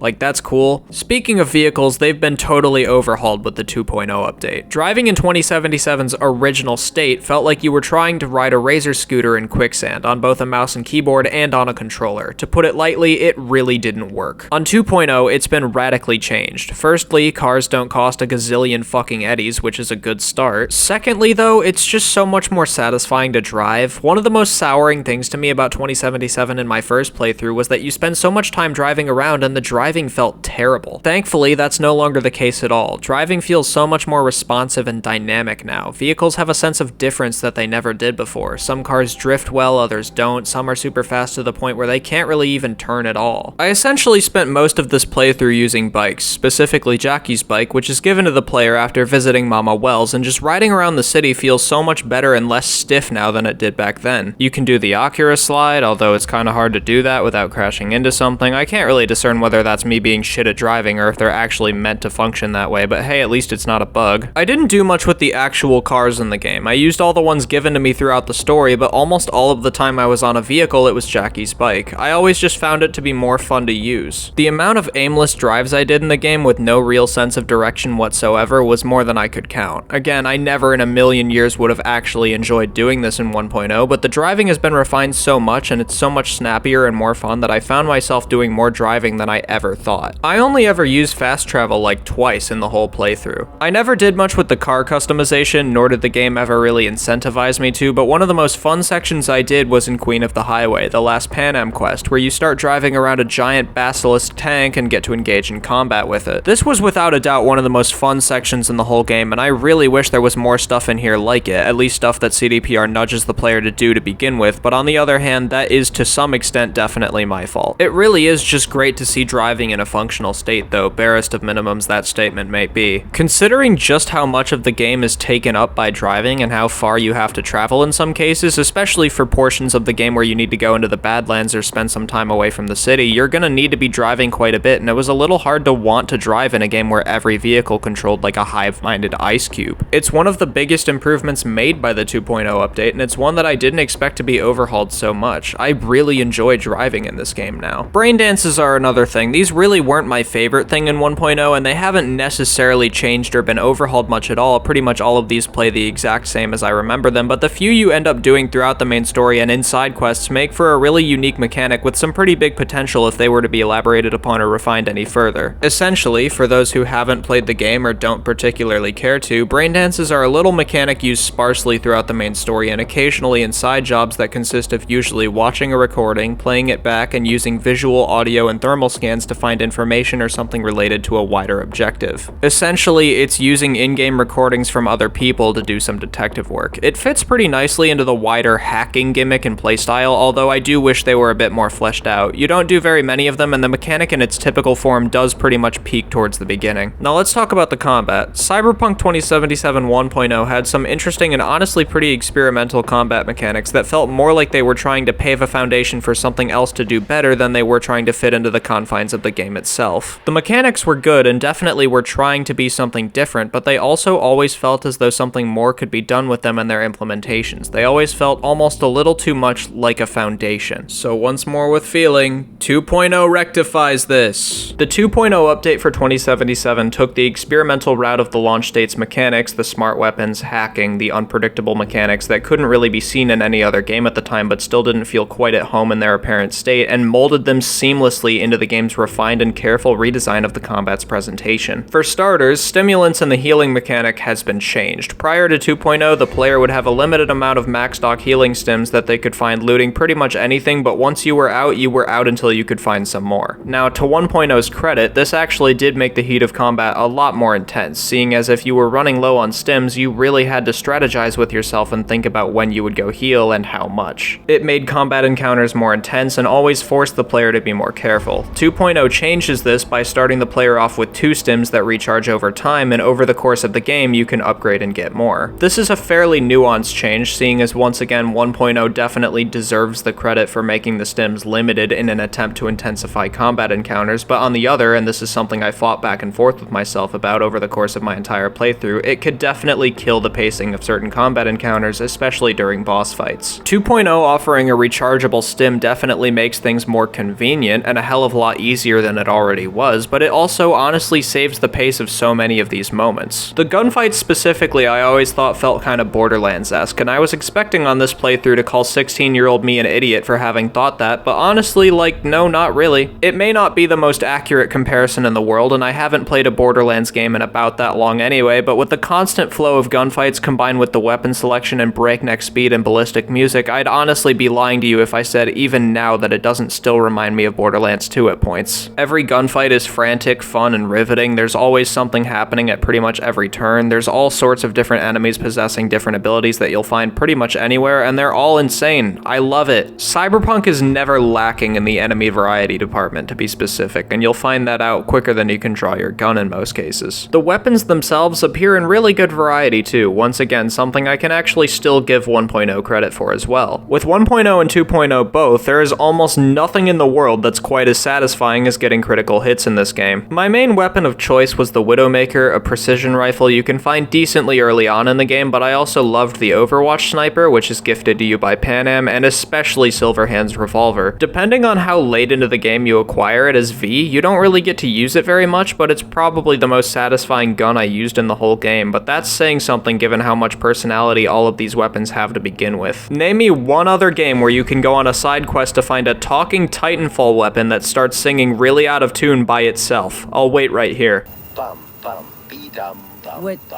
What are you doing? I'm making the wait more pleasant with a soothing melody. Bum bum be dum bum bum be dum bum.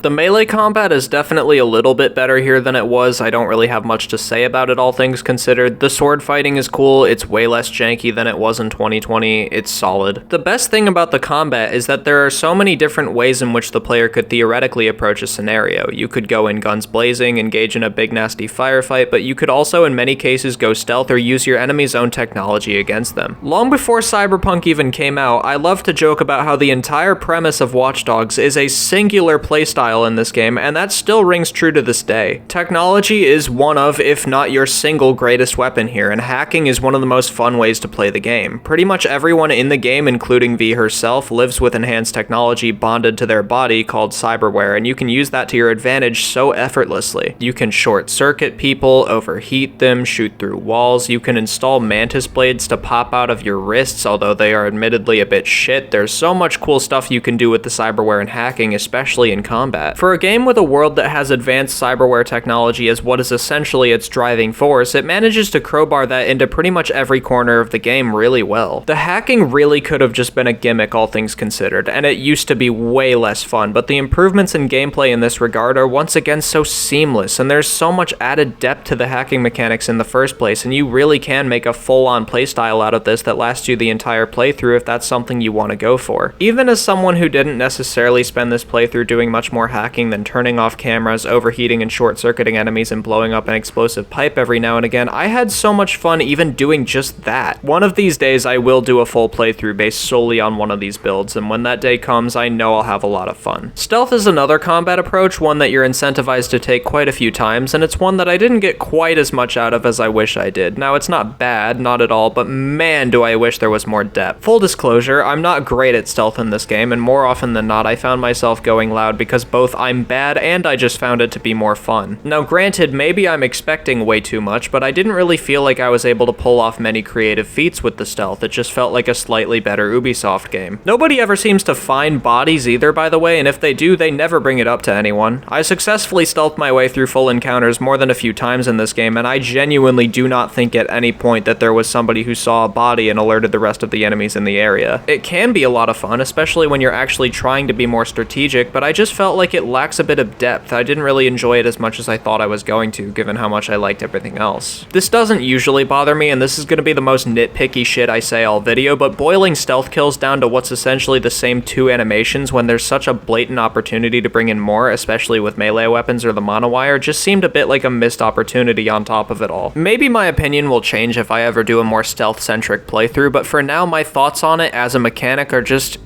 like it's fine. Now, the stats of your character have more to do with your general proficiency than the stats of any of the weapons themselves. This is an RPG after all. The general importance of the player stats kind of varies depending on the difficulty, seeing as if you're playing on normal or below, you can kind of just amalgamate any wacky build you want and get through the game completely peachy. There are 12 skill trees in this game, and that's hardly scratching the surface of how vast the content in the game truly is. Netrunner builds, melee builds, using the Sandevistan to slow down time in combat, it's fucking amazing. It also helps that the freedom of player choice in combat is consistent as ever. This game could have very easily been streamlined or restrictive, but so much of the combat, like a good RPG should, just spends its time offering the player the freedom of choice. Let's take a look at this little encounter here in this side job where you have to get these two guys to stop harassing a shop owner. If this happened in a game like, say, Skyrim, you would have to likely wait until the entire dialogue is over to do anything at all. However, in Cyberpunk, you're able to do a lot more. You could just humor them and wait until the dialogue is over, which is sort of what I did, but you can also just leave them be or whip out your gun and kill them at pretty much any point you want. You care so much about a rat fucking vet? Vet? They lost their damn minds. Thanks, boss. That ought to teach him. Now that that's over, you okay? Don't worry about it. I've had worse.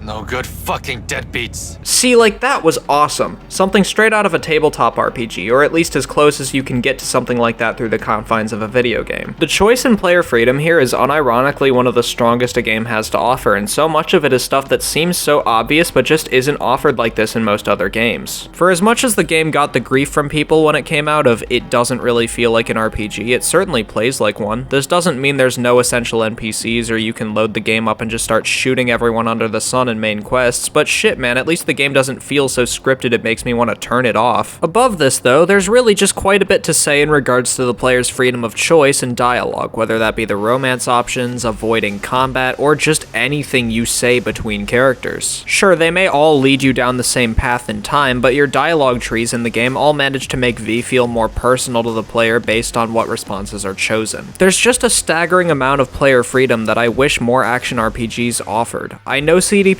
has pretty much always been good at this, and it's been a while since I've really played The Witcher 3, but man, it feels like they outdid themselves with this. I wish more people were able to see this the way it is now back then. 2077's gameplay in its 1.0 form was promising at best and beyond faltering at worst, but now it feels like every single aspect has been overhauled into some masterful work on CDPR's part. It just feels so much more complete now. The combat is more fluid, the customization is more refined, the driving is actually good now, it just feels good to play it, and that's really good considering what it was before. Now, as for the story, it's pretty interesting talking about the base story for 2077. now that we're here. Even back when the game launched and with the 2.0 patch, this was the one part of the game that couldn't really be definitively patched or changed, so it's a good thing that the story itself is pretty solid to begin with. It's kind of funny knowing how much of the pre-release promotional material for 2077 consisted of things that largely were barely even in the game at all, Dexter, Deshawn, Jackie, but the story admittedly continues to surprise you, or at least it did me on both my first playthrough and this one. I had a range of feelings on the story in this game when I first beat it, and now years on I feel a bit differently about things in some ways, but also simultaneously not so much in other regards. The game begins, of course, with you customizing your V, their life path, their look, etc., and V herself I found to be one of the more interesting characters out of most RPGs I've played. As I said already, CDPR has a knack for doing this anyways, see Geralt, but I'd argue that V is just as impressive. In most RPGs, you create your character, give them a build, a customized appearance, so on and so forth, but the character you create is supposed to be a vessel of you, the player, specifically. They don't have a voice to read out the various dialogue options because you're meant to just imagine your own. It's you. So when a game like Fallout 4 gives you a voiced protagonist under the usual guise of the player to create them, it doesn't really work, but that's where Cyberpunk 2077 comes in. V is the perfect balance between a scripted and predisposed character and the whims of the player's imagination. You can change as many things about V's physical appearance and build as you like, but she's also given the benefit of being an actual character with distinct traits and personality. She's snappy, irritable, sarcastic almost to a fault, but also introspective and intelligent. Even the dumber dialogue options once read out are said with sincerity and genuine nature, and all of the dialogue because of this manages to work really well. I think the thing with a lot of action RPGs, specifically of the Bethesda variety with games like Oblivion, Skyrim, Fallout 3, is that because of the fact that you're bouncing between what's essentially an unvoiced vessel and whatever oak log the player is talking to, the conversations don't have much of a flow or distinction to them, and it's even worse in Fallout 4 when the sole survivor is actually voiced. Now this isn't to knock these games, as believe it or not, I actually really like all of them. Yeah, I even use Skyrim. This system honestly works really well for these games, but the reason I bring this up is because working off of so many of the same general design principles, I really do think Cyberpunk does it so much better. Because of the fact that V is such a charismatically written character, I swear to God she has good chemistry with every single character in the game. Every single conversation is perfectly naturalistic, perfectly sound, the characters speak with such unrivaled emotion and power in their voice. This is what RPGs are capable of. It's fucking amazing. In a game where you encounter so many different characters, especially considering the inhumane amount of side content that I'll get to talking about soon enough, to have a protagonist that has a good dynamic with pretty much all of them is an achievement and a testament to the writing ability of the people working at CDPR in the first place, and they should be very proud. Now onto the story itself. I'm going to be speaking from a street kid life path perspective because that's what I played. One of the biggest testaments to Cyberpunk's content is that the prologue is 4 hours long. I remember realizing that upon finishing it in my first playthrough and just being utterly bewildered by it. Act 1 as a whole essentially serves as a really extensive prologue, and some may call it slow, but I really enjoy it. It starts with V in a diner cooking up a deal with a sleazebag fixer before being told to steal a car, and this leads you to meet the one, the only, Jackie Wells. Now it should come as no surprise to any of you watching this that, like most people, I absolutely fucking adored Jackie. He may not be in the game much, but god is he memorable. Voiced by Jason Hightower, he's such a prolific character within the game's story and overall ethos. It's amazing just how much the game manages to make you care for him and get invested into his and V's antics with the limited amount of time he's ever on screen. His nonchalant, easygoing demeanor makes it so easy for the player to just feel laid back with him just by simply being in his presence. Following your first encounter with Jackie, which leads to both of you getting detained by police, you start to form a pretty close bond with him, and the game cuts to a whole 6-month spanning montage of the two of you getting up to all sorts of jobs, heists, and things of the sort together. I do wish we at least got to play through some of these, specifically meeting Mama Wells for the first time. I think that would have made for an interesting quest, especially as far as dialogue goes, but it doesn't make Jackie or his dynamic with V any less compelling or entertaining. Like I said, Jackie makes a charismatic and likable character simply by appearing, and it helps that this is the game's first real showcase of a character for V to bounce off of. Pretty much every single conversation between V and Jackie feels natural, compelling, and engaging, and even despite about 6 months of their friendship being encapsulated into a montage, you still get to see enough playing through it for it to come off as meaningful. Through the introduction of the combat with the apartment shootout, or better yet, the Maelstrom quest, which serves as a solid introduction to both the chain of events that can or can't lead to a big blowout or boss fights, even meeting Evelyn Parker and Judy Alvarez so the braindance mechanic can be introduced. The prologue does a great job properly introducing the player to the game's basic mechanics in a a way that doesn't feel disorienting or overwhelming. There's so much depth to the content and what this game teaches you that honestly the prologue didn't really have a choice but to be as long as it was. Cut some of this shit out and the player misses out on some really important stuff. Things get taken up a notch once the All Foods quest is over and you get a job opportunity from the infamous Dexter Deshawn. One of Cyberpunk's biggest strengths, even before the game came out, was its world building, something I'll get further into detail on soon. Dex is characterized both in the promotional material and in the game itself as a force to be reckoned with, one of the most well-known and important fixers in Night City's whole crime world. A job from Dexter Deshawn, if done right, would net V and Jackie tons of money, and so the job in question is V and Jackie attempting a tech heist at Compeki Plaza. Because of the person paying you and what you're doing in the first place, this heist feels massive. It has a slow start, but things kick into gear once you get down to business and witness Yorinobu Arasaka strangle his father to death. 158 years old.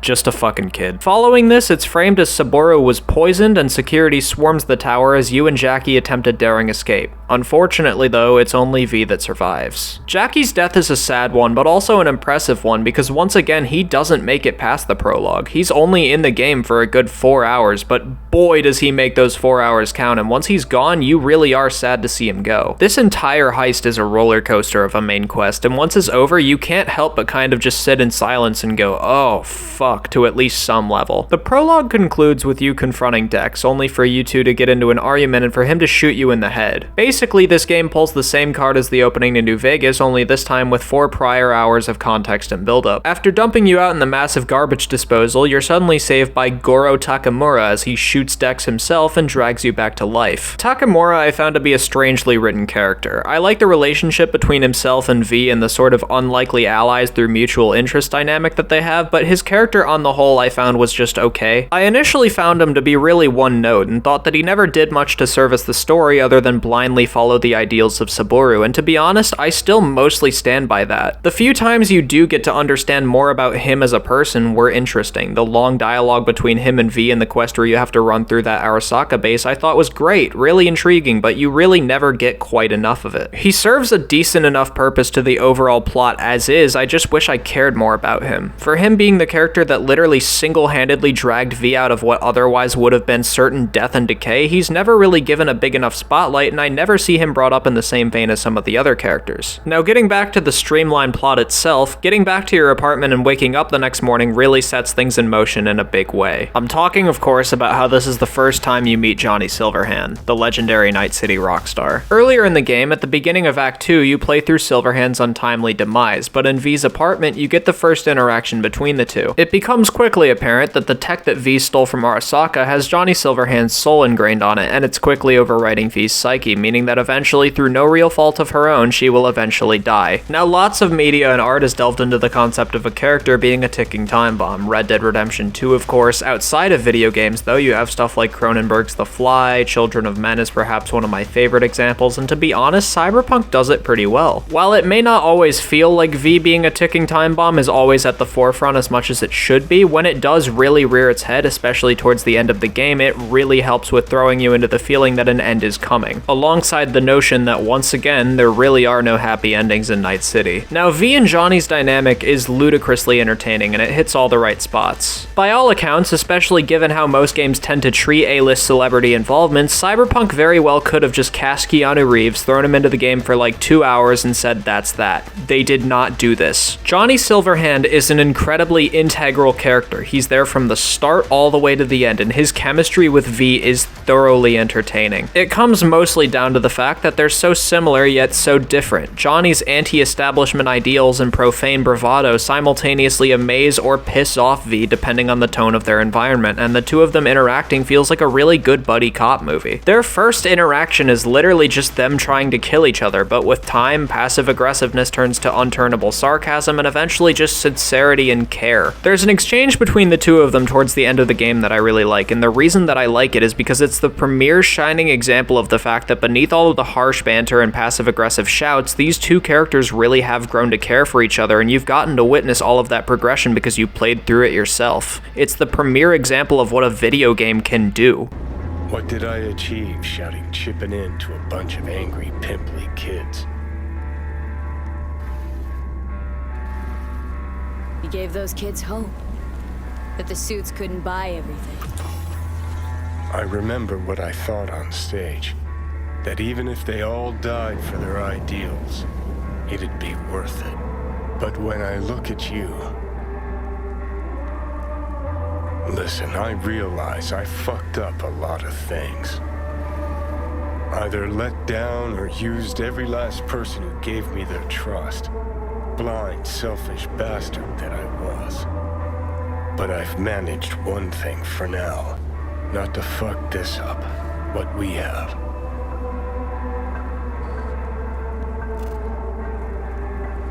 Been a long, bumpy road, but we made it. Every single interaction V has with Johnny holds with it a certain amount of depth, meaning, and all of those interactions feel important. Maybe not right away, but in the grand scheme of things, they all feel like they naturally built up to that interaction towards the end. If V's chip goes, Johnny goes with it, so both lives are at stake in one body, and Johnny's already died once. It's so effortlessly done and slipped into the story right at the perfect time to keep elevating things after Jackie's death. The general plot alongside this keeps chugging along, with Takamura needing you for more things related to investigating Arasaka and the true intentions behind Yorinobu, what really happened with Saboru's death. Again, it's clear that Takamura is only working with V out of his own self-interest rather than to serve the story in a well-meaning way, but he's far from what I would call malicious. The general plot of 2077 from here on out consists of essentially working your way through investigating Arasaka so you can get the chip removed. This can mean interrogating corpos one by one. V goes after Oswald Forrest, gets nothing, and then gets to interrogate someone else, and in the process meets Panam.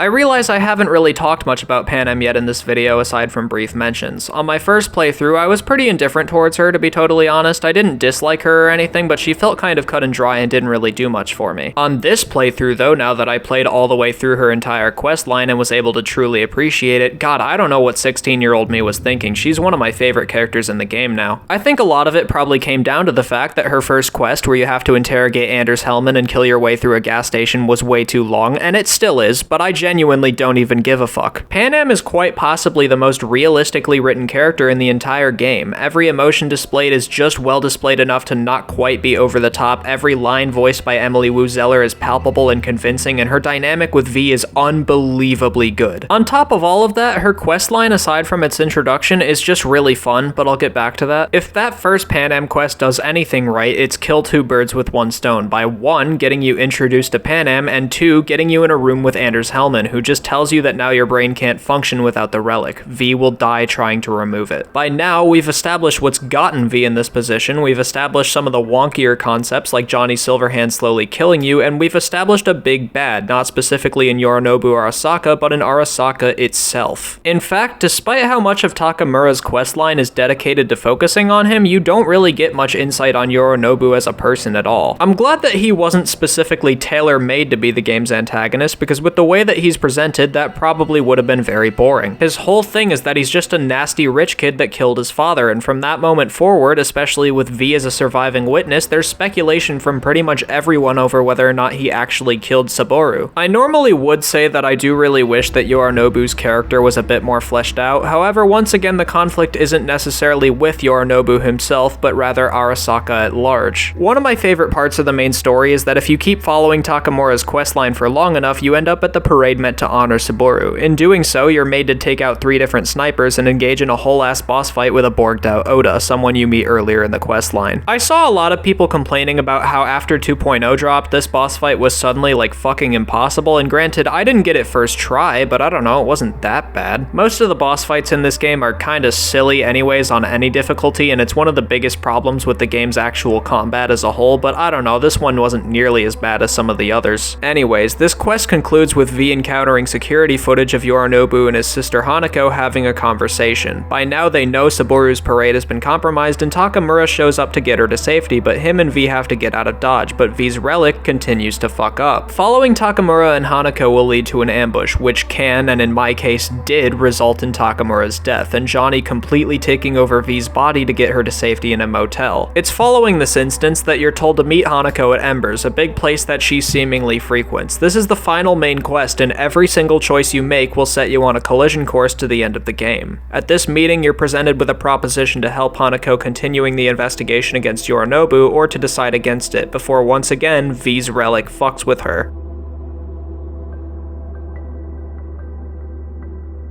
You could technically end the game right then and there, as one of the endings is V committing suicide. This is the ending that I got on my first playthrough, and initially the one I got on this one too, but it's so blatantly unsatisfying and fucking horrible that I went back to go change it. It serves an emotionally hard-hitting moment, no doubt, especially with the messages left behind by Judy and Panam, but in every other regard, this ending is fucking terrible, but it's also made that way by design. By getting this ending, every remaining plot thread is left unresolved. You don't storm Arasaka Tower, you don't get to fight Atom Smasher, you don't get to do any of those things. Matter of fact, this doesn't even give you the achievement for completing the fucking game. When I went back, I asked Panam and the Aldecaldos for help rating Arasaka, promptly getting the star as an ending. Out of all 5 of the game's total endings, I found this one to be the best one and the most rewarding. You storm Arasaka Tower, mow down every guard in sight, zero the fuck out of Atom Smasher, avenging Johnny Silverhand and David Martinez respectfully, and finally you get out with the Aldecaldos, removing the chip in a final goodbye to Johnny, and in an epilogue finally escape Night City with Judy and the Aldecaldos. It's unclear from this point forward whether or not V will survive long term given the effects of removing the relic, but it's implied that she's going to seek some form of treatment. I've gotta say, for a story with seemingly no inevitable happy endings in sight, this is probably the closest one to that, at least that I can think of. There's a lot of optimism behind it, and honestly, most of all, it resonated with me personally. Angsty 20-year-old college student that I am, I've spent years daydreaming of a possible life I could live far away from where I've grown up and spent all my life living, thinking of possibilities beyond my predisposed comprehension, starting anew, and honestly, I spent most of my time as a teenager so preoccupied with this that it didn't even really feel tangible anymore. Maybe V or Panam or Judy felt like this at some point, either during the story, before it. Fuck it, dude, why not both? It may not be much to some, hell, this may even sound corny, but this was one of the most moving and effective parts of the entire story, and it got me kind of emotional, I'm not even about to lie. I think part of it is definitely the fact that so much time has passed since the game was released, and I'm quite far removed as a person to who I was when I first played it, or maybe it's just the fact that after playing through this whole game again, revisiting these stories and characters, a game that once left such a sour taste in my mouth, I look at it through fresh eyes. It may not be the best ending in the sense of the whole needs of the many philosophy, but it was refreshing to see that these characters got the closest thing to a satisfying conclusion or happy ending that they deserved. Maybe it even gives me hope for such a thing too. I'm not the same person as V, though I'd argue we share some similar traits, but at the end of the day, she, along with everyone else who gets out in this ending, got to be a cast of characters I was thoroughly invested in. The reason the suicide ending is so unsatisfying isn't just because V kills herself and leaves the entire Arasaka Tower raid undone, but it's also because she leaves in her wake a whole group of characters that also just don't get to achieve the conclusion of their character arcs that they deserve. If there's anything genuinely good about that ending, it's Panam's message to V. I don't say this necessarily because I agree with her or think she's in the right for saying any of the things that she said, but it's chilling how raw and unfiltered it is. Kind of Panam's whole shtick once again, but it really is well written and feels above all real. Finally joining the Aldecaldos and saying your final goodbyes to Night City carries with it a perfect sense of closure, a final chapter in a story full of bumpy roads, resounding triumphs amidst some rough tragedies. To be completely honest, it's kind of amazing how even after I felt every single emotion under the sun playing, or even just thinking about playing 2077 over the years, this might just be the strongest emotional reaction I've had to it. The personal connection is what hammers it home so much for me personally, but even without the personal connection, it's still just a really well-written conclusion to the game's storytelling. To dial back though, I know that a lot of people's issue with the main story in the game was that it was too short, and I get that. Honestly, I kind of agree with it, if anything. If there was some added padding and some further fleshing out of characters like Takamura or Dex, maybe I would have cared for them a bit more. I know that a lot of the game's length had to do with the fact that CDPR thought they'd sort of bitten off more than they could chew by making The Witcher 3 over 50 hours long, and I get that, but I do think that Cyberpunk's main story really would have benefited from some extra stuff. Now, I'm self-aware of the fact that it is kind of objectively funny to look at this game and the content already on display and demand even more, but I also really think that some extra meat really wouldn't have hurt. All in all though, the story is better than I remembered. Is it perfect? Not really. Like I said, it's a bit short all things considered. Some super integral characters occasionally come along that aren't quite fleshed out enough for my liking, but for what it's worth, it's pretty great. Awesome even. A lot like Edgerunners, one of the biggest strengths that 2077 has is what it manages to achieve with the time it's given. Granted, a 30-hour RPG is a bit different compared to a 4.5-hour anime, but most of what it does really well. Again, V makes good chemistry with anyone, even the characters that I don't care for quite as much as the rest. The plot is constantly engaging, and it manages to serve the world of Night City perfectly. And speaking of Night City,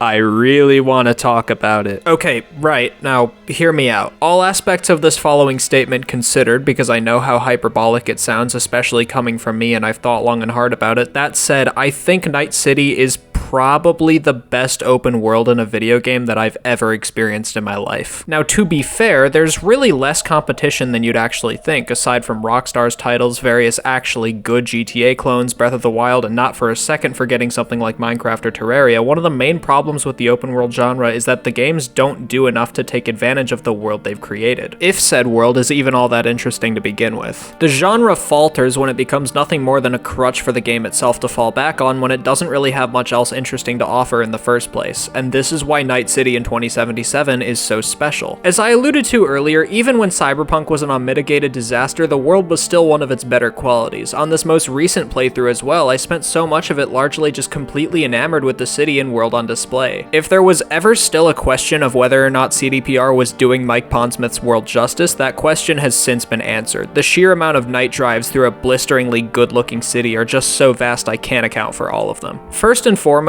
and this goes for the whole game but Night City especially, the game looks incredible visually. Everyone in the graphics department should be incredibly proud of what they've managed to do. This game, alongside Insomniac's Spider-Man games, has become one of the only games where I actually use the photo mode, and I got some really good shots. Matter of fact, it's so easy to get good shots in this game because everything regarding the environment looks so good now. If there was a question of what exactly were the things that the 2.0 update did best, you'd be hard-pressed to not put graphical refinements on that list. Sure, graphics don't matter all that much to a game's general quality, and you shouldn't care about them as a make or break type thing, but especially in a case like this, they still add to the game's core experience. There were times where I literally just stopped playing for a second and sat back watching the city go by. It looks incredible.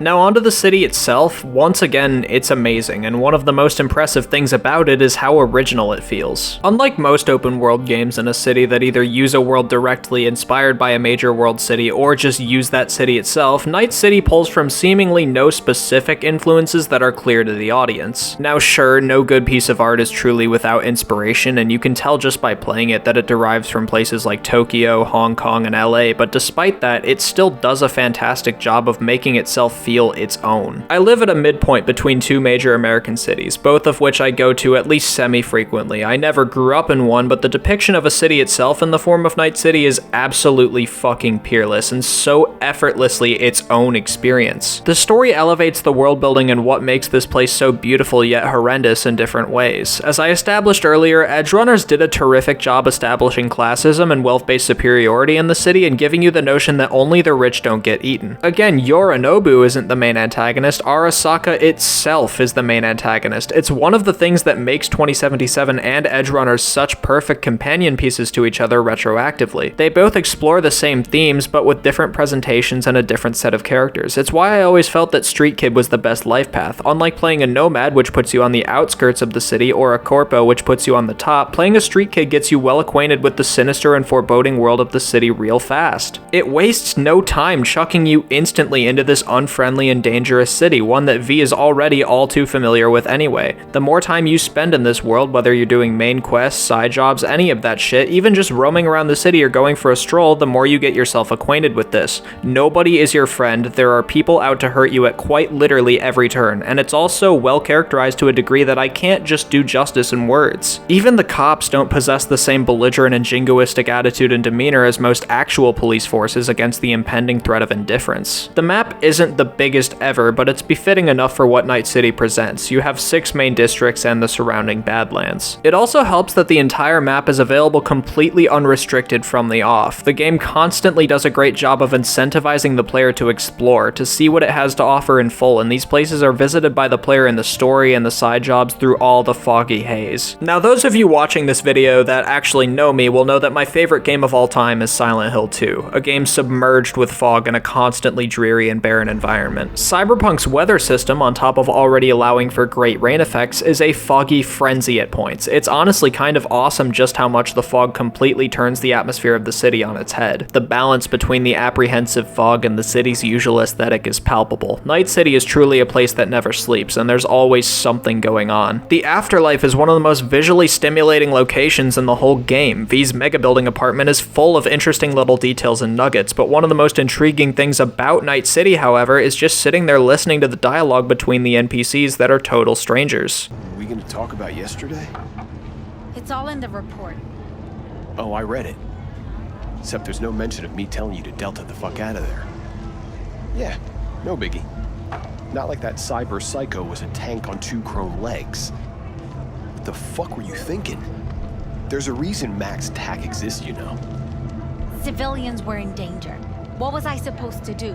Just watch them get mowed down? I feel like NPCs, even in some of the best video games, are specifically designed to service the player exclusively without ever feeling like they lead their own lives or have much to do with the wider world. You can see them in passing and all they're doing is just sitting there. Alone. There's no one for them to bounce off of aside from the player, and they tend to feel geared only towards what you're supposed to do instead of servicing the world to make it feel more alive. In this regard, Cyberpunk is a game changer, or at least it should be. Every person you encounter in Night City serves a grander purpose to make the world feel that much more lively and immersive. NPCs don't just repeat the same 4 lines, they have full-on conversations with each other. They're doing shit of their own volition, like playing music in public or arguing with you about how much of a stupid poser you are. They feel like they exist, but moreover in this world like they're actually supposed to. Too many games, I think, fall into the trap of the world just becoming a playground for the player, and as a result, it never truly feels like the player is part of it or like it's a core part of the experience. Cyberpunk doesn't really fall into this trap though, and not since a game like KOTOR have I played an ARPG where I'm so thoroughly enamored in the world through the means of just its NPCs. It's one of the main reasons the game's world building and setting works so well. Simultaneously, the side content is as well. Cyberpunk 2077 has some of the best and most enthralling side content in a video game. In fact, I'd go as far as to say it's on par with and even in some ways above its main story. The side jobs are so diverse both in size and in content itself. These jobs can range from just picking a gun off a dead guy in an alleyway to things that are literally just as eventful as a main quest, enough to make you mistake it for one in the process. Even after over 4 years, it honestly took me until this playthrough to realize some of these weren't mandatory to begin with. So much effort and detail is put into making them feel important.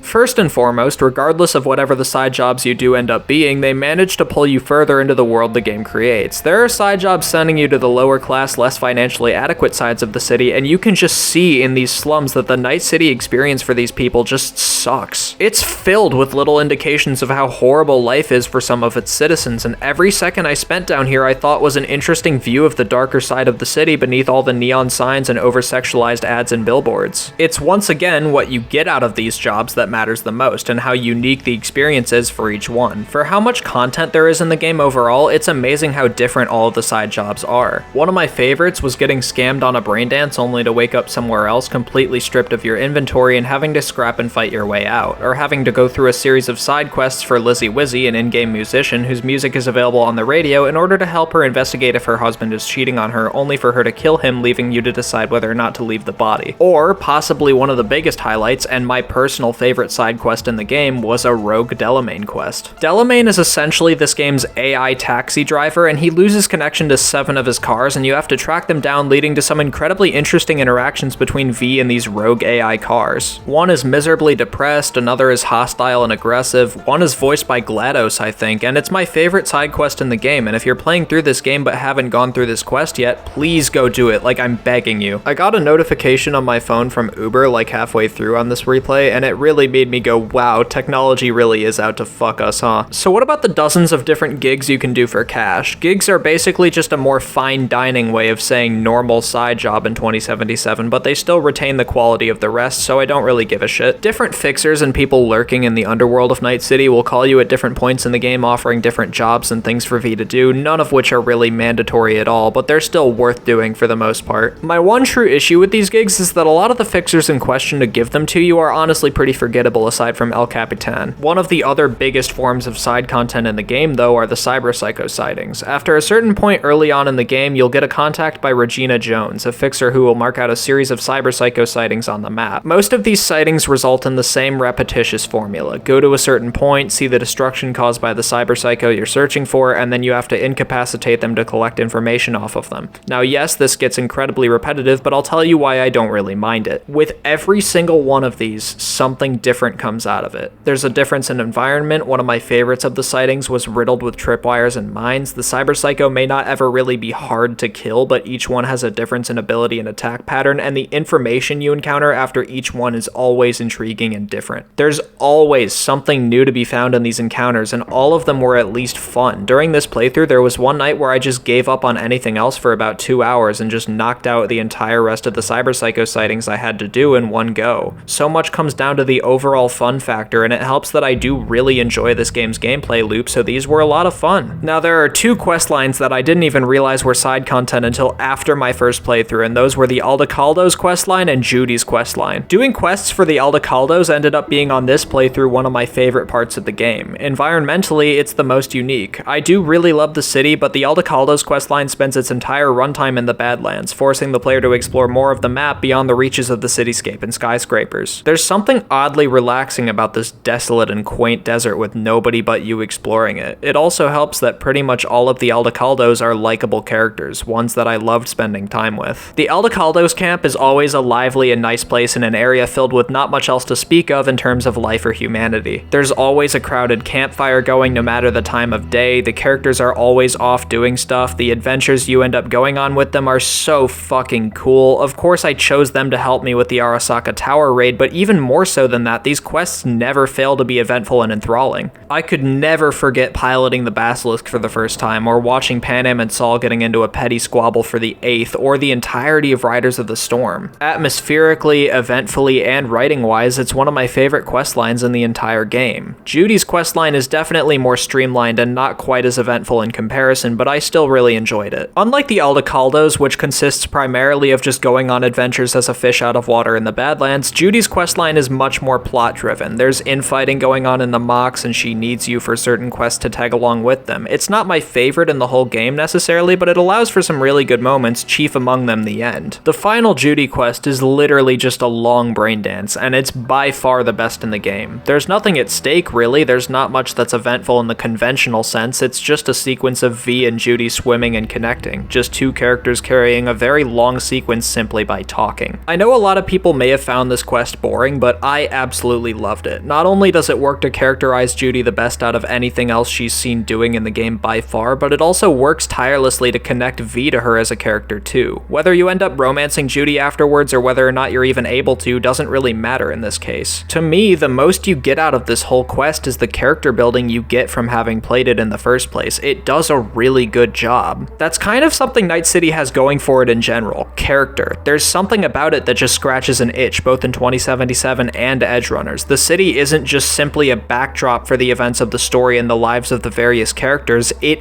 is the story. It is a character in and of itself. Regardless of the general quality, especially these days, I still have a fondness for open world video games, and I do truly believe that no world in any game has ever engulfed me quite like Night City has. Not Red Dead 2's America, not San Andreas, not Hyrule, not the Mojave Desert, nothing. Even despite everything I described, there's just a feeling that I get going through Night City, one that I don't really know how to articulate or adequately describe in words. It's just this odd point of perfection. The city hates you. It isn't your friend, it's out to hurt you, chew you up, spit you out, but something about it is so captivating. I don't know if it's the sense of proper originality, the notion of unease down every alleyway and dark corner, the dystopian vision of every overzealously bright light and psychosexual ad you see in the elevator. Perhaps it's a combination of all of these things. All I know is that flaws and all, to me, Night City is perfect. It's an enrapturing world with colorful architecture, sensational violence, and dark secrets. It was something that acted as the game's saving grace on release when everything else was fucked beyond belief, and nowadays with the game having a much more positive reception, it's even more beloved. Could not be for better reason. In its own way, this more than anything was what sold the game for me on this playthrough. No other game has managed to use its open world to captivate me like this has, and you know what the craziest part is? There's still more to go.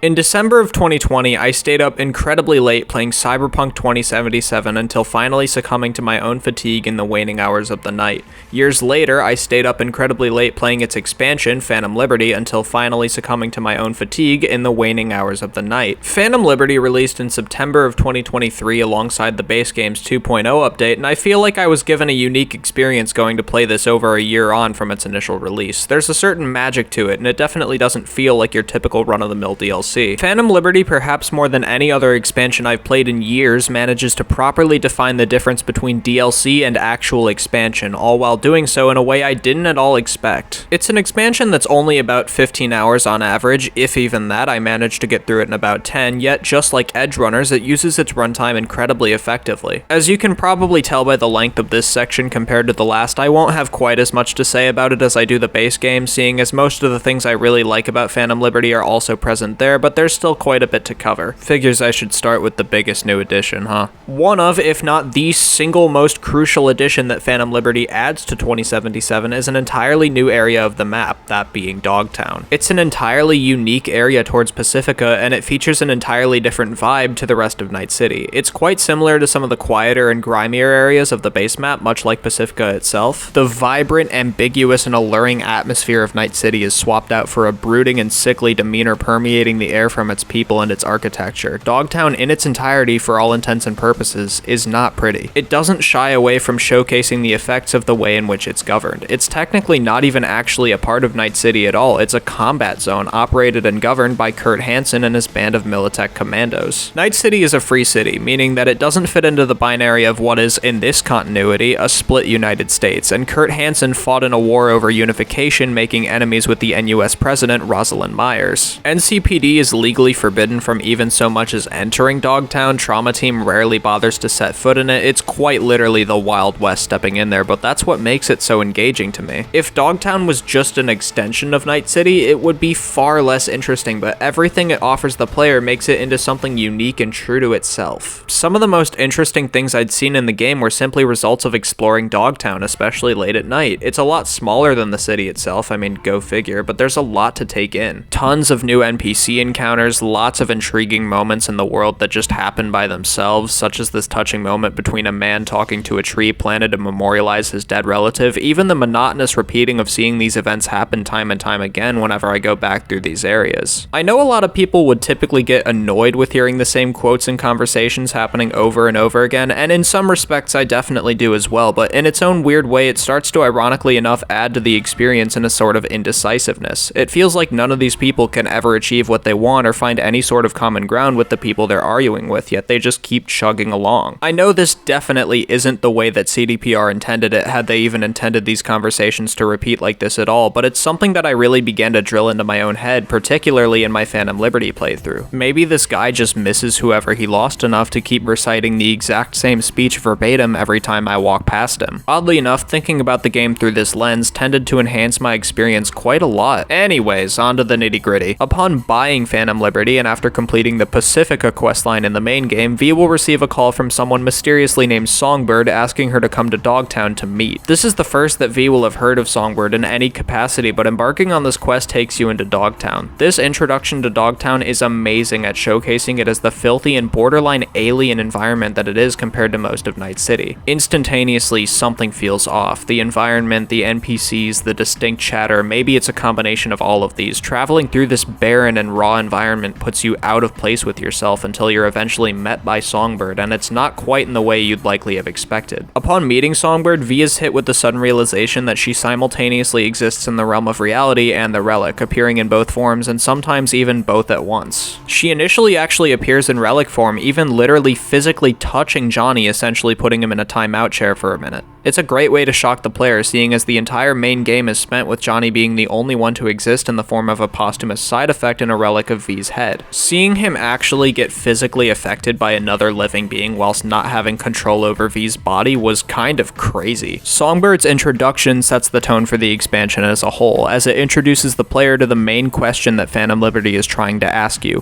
What would you do to get something you think you need? How far would you be willing to go to justify a means to an end? It's something that I'll elaborate on further, but it's something that's introduced here, and it's so powerfully woven into the story the expansion is telling that it manages to redefine V's entire character in its own unique way. Songbird approaches V, aware of her condition, and offers her a chance to rid herself of what's killing her, to save her own life if she helps her, so naturally this sets a hell of a tone. Another common theme of Phantom Liberty that I learned pretty early on from playing it was to expect the unexpected. It takes the direction of V's story in a place that on paper I probably would not like the sounds of, and manages to make it one of the most intricately written and engaging stories I've seen from at least a video game in a while. I definitely now have a renewed appreciation for the main story in 2077, that of which is only enhanced by Phantom Liberty. It's weird because it fits really well into V's story and the general narrative of 2077 itself, while still managing to feel fairly self-contained in its own right. The general plot is totally different, but they are companion pieces to each other that work really well. 2077 is a race against time, a person determined to stop the clock amidst their life being in grave danger and not being able to care about the dirty business they get into along the way. On the contrary, Phantom Liberty takes the same character and pits them against the fucking government in a literal spy thriller, and it's so much fucking better than I'm making it sound. Upon talking to Songbird, two things happen. Firstly, she introduces you to the relic skill tree. This was something that for so long seemed like just a bit of a mystery, just this missing piece at the bottom of the skill tree feature, one that couldn't really be used for much of anything, but now it's here and I honestly really fuck with it. Unlike the main skill trees, which all follow the same currency, you get your own relic points to spend exclusively on these skill trees, and it's a pretty interesting feature. They mainly do shit like enhance your cyberware, shit like that, and it's just nice to see new content that's upgradable and grindable in the game. Secondly, and more narratively, all hell breaks loose as the president crash lands in the city and Kurt Hansen puts a bounty on her head. And if all of this seems like a bit much, it's not like the characters themselves are reacting to this much differently than you probably are too, so your prime objective here is literally to safeguard the president.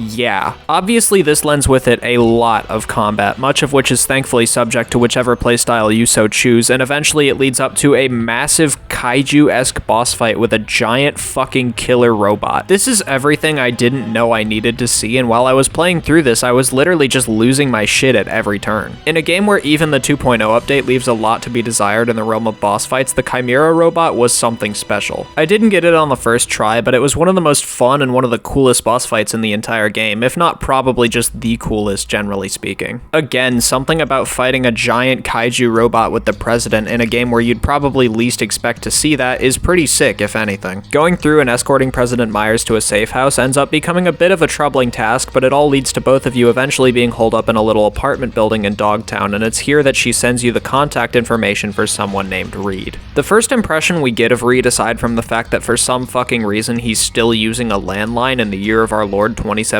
is that he's perhaps a little bit too careful, though he's self-conscious of it, even to the point of apologizing for it once the two of you are in a more secluded space. Amidst all of this, V, Myers, and Reed are all starting to grow acutely aware of the fact that Songbird has in all likelihood been compromised by Hansen and his people, which starts to become a narrative focal point. But deviating from the main story, I want to talk about some of the Dogtown gigs and side jobs you're given. There aren't too many, but you're given quite a few, and interestingly enough, they all tie into things regarding the main story pretty well. The main new fixer in this expansion is a mysterious old fella by the name of Mr. Hands, who my dumbass swore was voiced by Raycevick at first. But you're given some pretty cool side jobs and gigs here that allow you to further familiarize yourself with Dogtown itself, and they offer some interesting content to go along with it, exactly as they should. One of the most notable ones to me was called Prototype in the Scraper, and it was followed quickly by another gig called Treating Symptoms. Prototype in the Scraper is a gig that consists of V finding this guy named Hassan, not that guy, nope, no, not him. Sorry, that got away from me a little bit. Prototype in the Scraper is a gig that consists of V finding this guy named Hassan and helping him get to safety. This guy had his cyberware installed on his own ocular system, and upon freeing him, you have the options to help him by calling Mr. Hands or by sending him to a Ripper Doc that'll scam his implants anyway. Truth be told, it's not going to matter too much, seeing as I got him proper help and still never saw him again, but it's an interesting series of choices on a road to what does or doesn't get him proper help. Treating Symptoms is a bit different, instead opting for the player to find someone named Milko Alexis, and stealthing or shooting your way through enemies to get there before eventually arriving at yet another robot boss fight, though this one was way less cool. This gig doesn't really act as much more than a combat jungle gym for the player, though honestly that could be said about a lot of the gigs in this game, and it's never been something that particularly bothered me. Anyways, going back to the main story that Phantom Liberty offers, Reed sends you to go meet a character named Alex amidst the search for Songbird. What he doesn't tell you is that he and Alex had beef stretching back years over a misunderstanding. Reed and Alex meet, and their backstory is pretty intensely explored pretty quickly. Alex spent years thinking Reed betrayed her for Arasaka following a failed operation years back, but that's not at all what actually ended up happening. Myers left Reed for dead and a cover story was sent out, but Alex has spent the whole time thinking that it was real. This first face-to-face confrontation that they have in years is simply put incredible, and you can cut the tension with a knife. It was really at this point that I realized one of the most impressive things about Phantom Liberty was how much it managed to juggle. Like I said, it manages to feel fairly self-contained in comparison to the main story, which I find pretty cool. The main story already introduces so many memorable characters one after another, like luggage coming off of a plane. Jackie, Johnny, Judy, Panam, Atom Smasher, Victor, so many interesting and refreshingly unique faces just one after another, and Phantom Liberty manages to do the exact same thing without ever feeling like it's overwhelming to the player. Songbird, the fucking President, Reed, Alex, Kurt Hansen, all once again in such quick succession. I feel like it's an underrated strength of this universe because in 2077, in Edgerunners, and now in Phantom Liberty, they just keep knocking this specific aspect of writing out of the park every single time, and effortlessly, so effortlessly at that. Following their eventual reconciliation, the search for Songbird begins, and it eventually leads you to one of Hansen's parties, where you find Songbird not in relic form, but in human form. Songbird has been in the captivity of Hansen since being compromised at the beginning of the expansion, yet she can still communicate with V to explain most of what's going on. Songbird had to sell out Reed, she had to sell out Myers, and she had to do all of these things to protect herself and stay alive, and she has her own reasons for not liking the NUSA that are personally explored. This is further highlighted in a conversation between the two of them later on. So it puts V in an interesting position, Songbird trying to appeal to V's more sympathetic side through empathy and sentimental speak. Conversely, Reed and Alex cling to just doing what they're told, even if their loyalty remains unappreciated. This right here, this is good writing. The dichotomy here, as well as how perfectly V is just slotted into the middle of it, is so well written. It leads into potentially the best and most interesting quest of the whole entire expansion, that being Firestarter. From front to back, it's a non-stop, loud, and visceral series of booms. It starts with Reed instructing you to inspect a convoy until you get to the right car with the right people, two people you already previously encountered at the party, and then manually taking over their car and driving them to the meeting spot. From there, Reed and Alex kill them both, much to V's chagrin, but the behavioral implant essentially acts as a way for V and Alex to skinwalk their way into Hansen's headquarters. Be very careful with the way you select dialogue in this very, very long conversation between the two of you and Hansen, because if you select the wrong choices, you'll get fucked and have to do the whole thing over again. But after convincing Hansen to let you see Songbird, you're presented with two choices. Two choices that dial directly back to the foundational question that Phantom Liberty attempts to ask the player in the first place.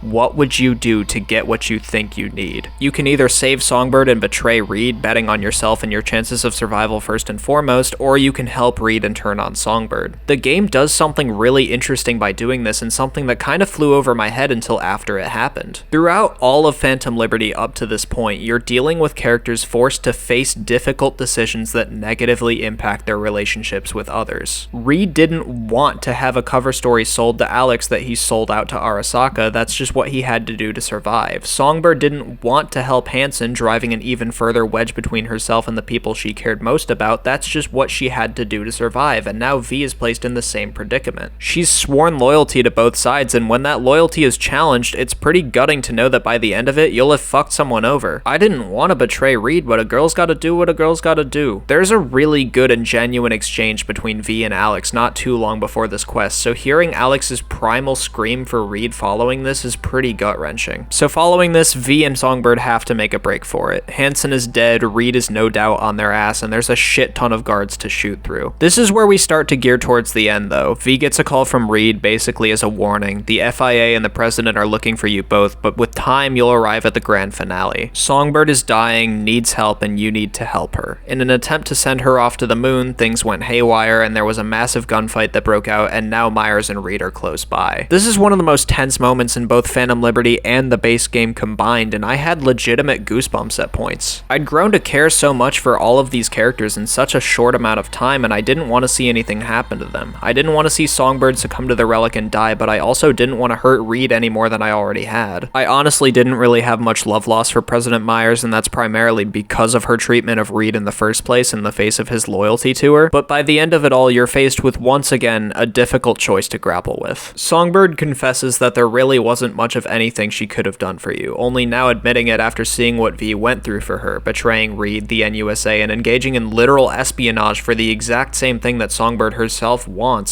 survival. What was it all for? From here, you can really just choose what to do, but I mean, I'd come this far. I wasn't about to turn on her now, but at a moment's notice, you're stopped by Reed and time stands still. Move an inch and I'll kill you, V. I will.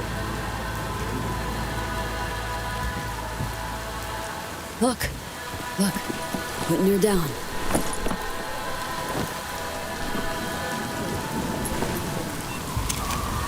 Slow down. So, what do you want to do? Reed, she's fucking dying. I see 2 near corpses with a death wish.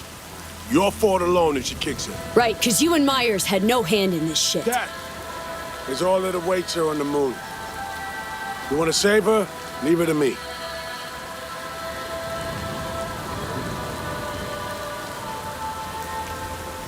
Reach for her, and I'll kill you. Final warning. Come on, man. Do this, and you'll kill her. Kill her, me, your own damn self, too. Fucking remorse alone will get you. You got 3 seconds. 1. Reed. 2. Damn it to hell, Reed! I couldn't bring myself to kill Reed, and at the end of it all, I just handed Songbird over to him. I got the King of Swords ending, which was 1 of 4. I hear a lot of people saying that this was the worst ending, and honestly, I just don't really agree. Maybe it's arguably the weakest of the 4, but it's far from bad. I was pretty amazed by it. Nobody else gets hurt, you sort of get a sense of reconciliation with Reed, and the story wraps up pretty nicely. Now, you could definitely argue that President Myers or Alex don't really get the best conclusions to their characters, and that's certainly a fair complaint, but for one, I never really felt like Myers was a dimensionally explored or big enough character to really need one in the first place, and secondly, what the conclusion in Phantom Liberty does is more than satisfying enough for me. This expansion recontextualizes who V is as a person. It brings into question what she will or won't do, how far she's willing to go to get something she wants or needs. That determination was always something teased in 2077, but never in my eyes properly explored until Phantom Liberty. Pitting these characters in tense situations they shouldn't even be in to begin with, and doing so while still retaining good writing and storytelling. There's a whole litany of things narratively that work that I've already talked about, but it's not just the story. Dogtown is such a welcome addition to the map. The inclusion of other side characters like Mr. Hands is great. The Sphere Hunter voices a character. It's honestly amazing what the expansion manages to do. It adds so much to the base game while still allowing the base game to shine in the first place. The story might just be a tad short for my liking, much like the base game, but what it offers is still enough to stand on its own, going toe-to-toe with the base game's main story. The character work is just as good, if not better. The world building is on a much smaller scale, but it still manages to work, doing so very well in its own right. The characters are never introduced at an overwhelming rate, and the events of the story still never feel like they're interfering with 2077's more grounded approach to storytelling. I finished Phantom Liberty with a smile on my face, knowing just how much this expansion had enhanced the overall experience. A lot can be said, a lot has been said, and I stand by pretty much all of it. It's a great experience and one that I'm glad I played.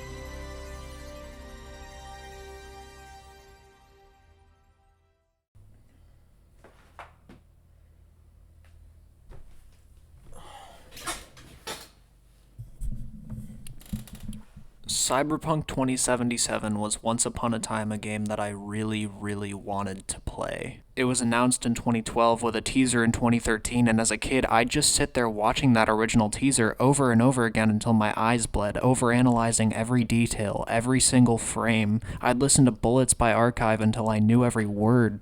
I spread the game's existence to as many of my friends as I could. None of them really got as hyped as I did, but it was something that really stuck with me for a long time.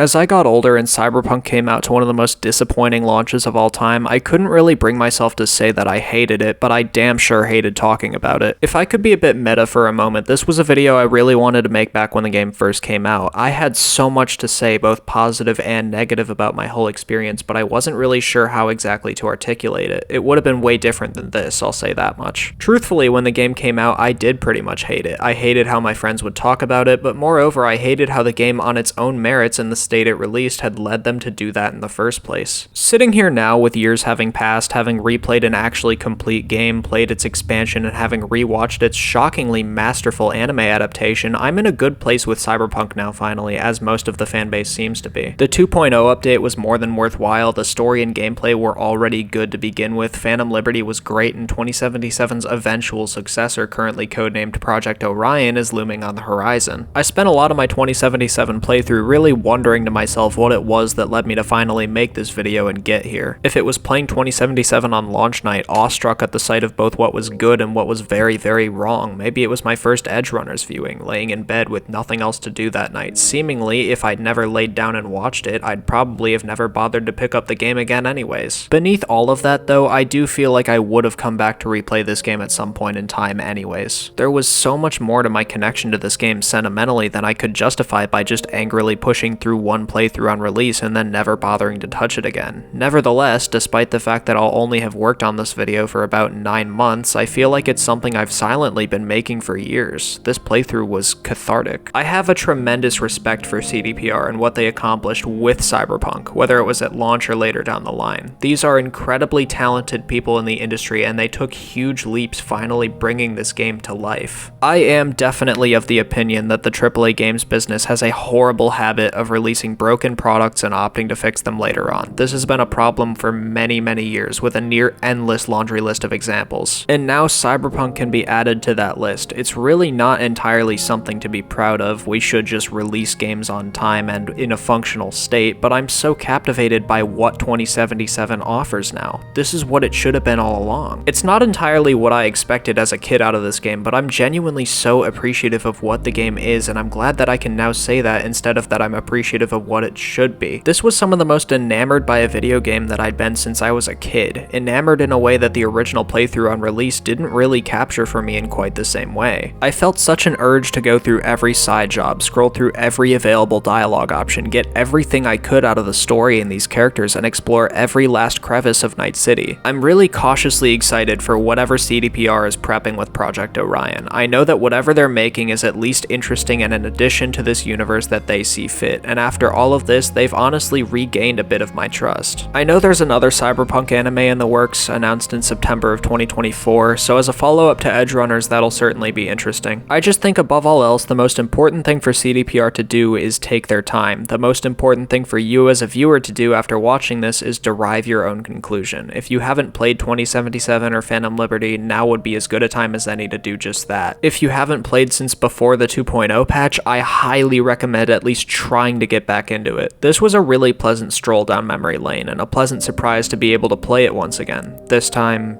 seeing it through.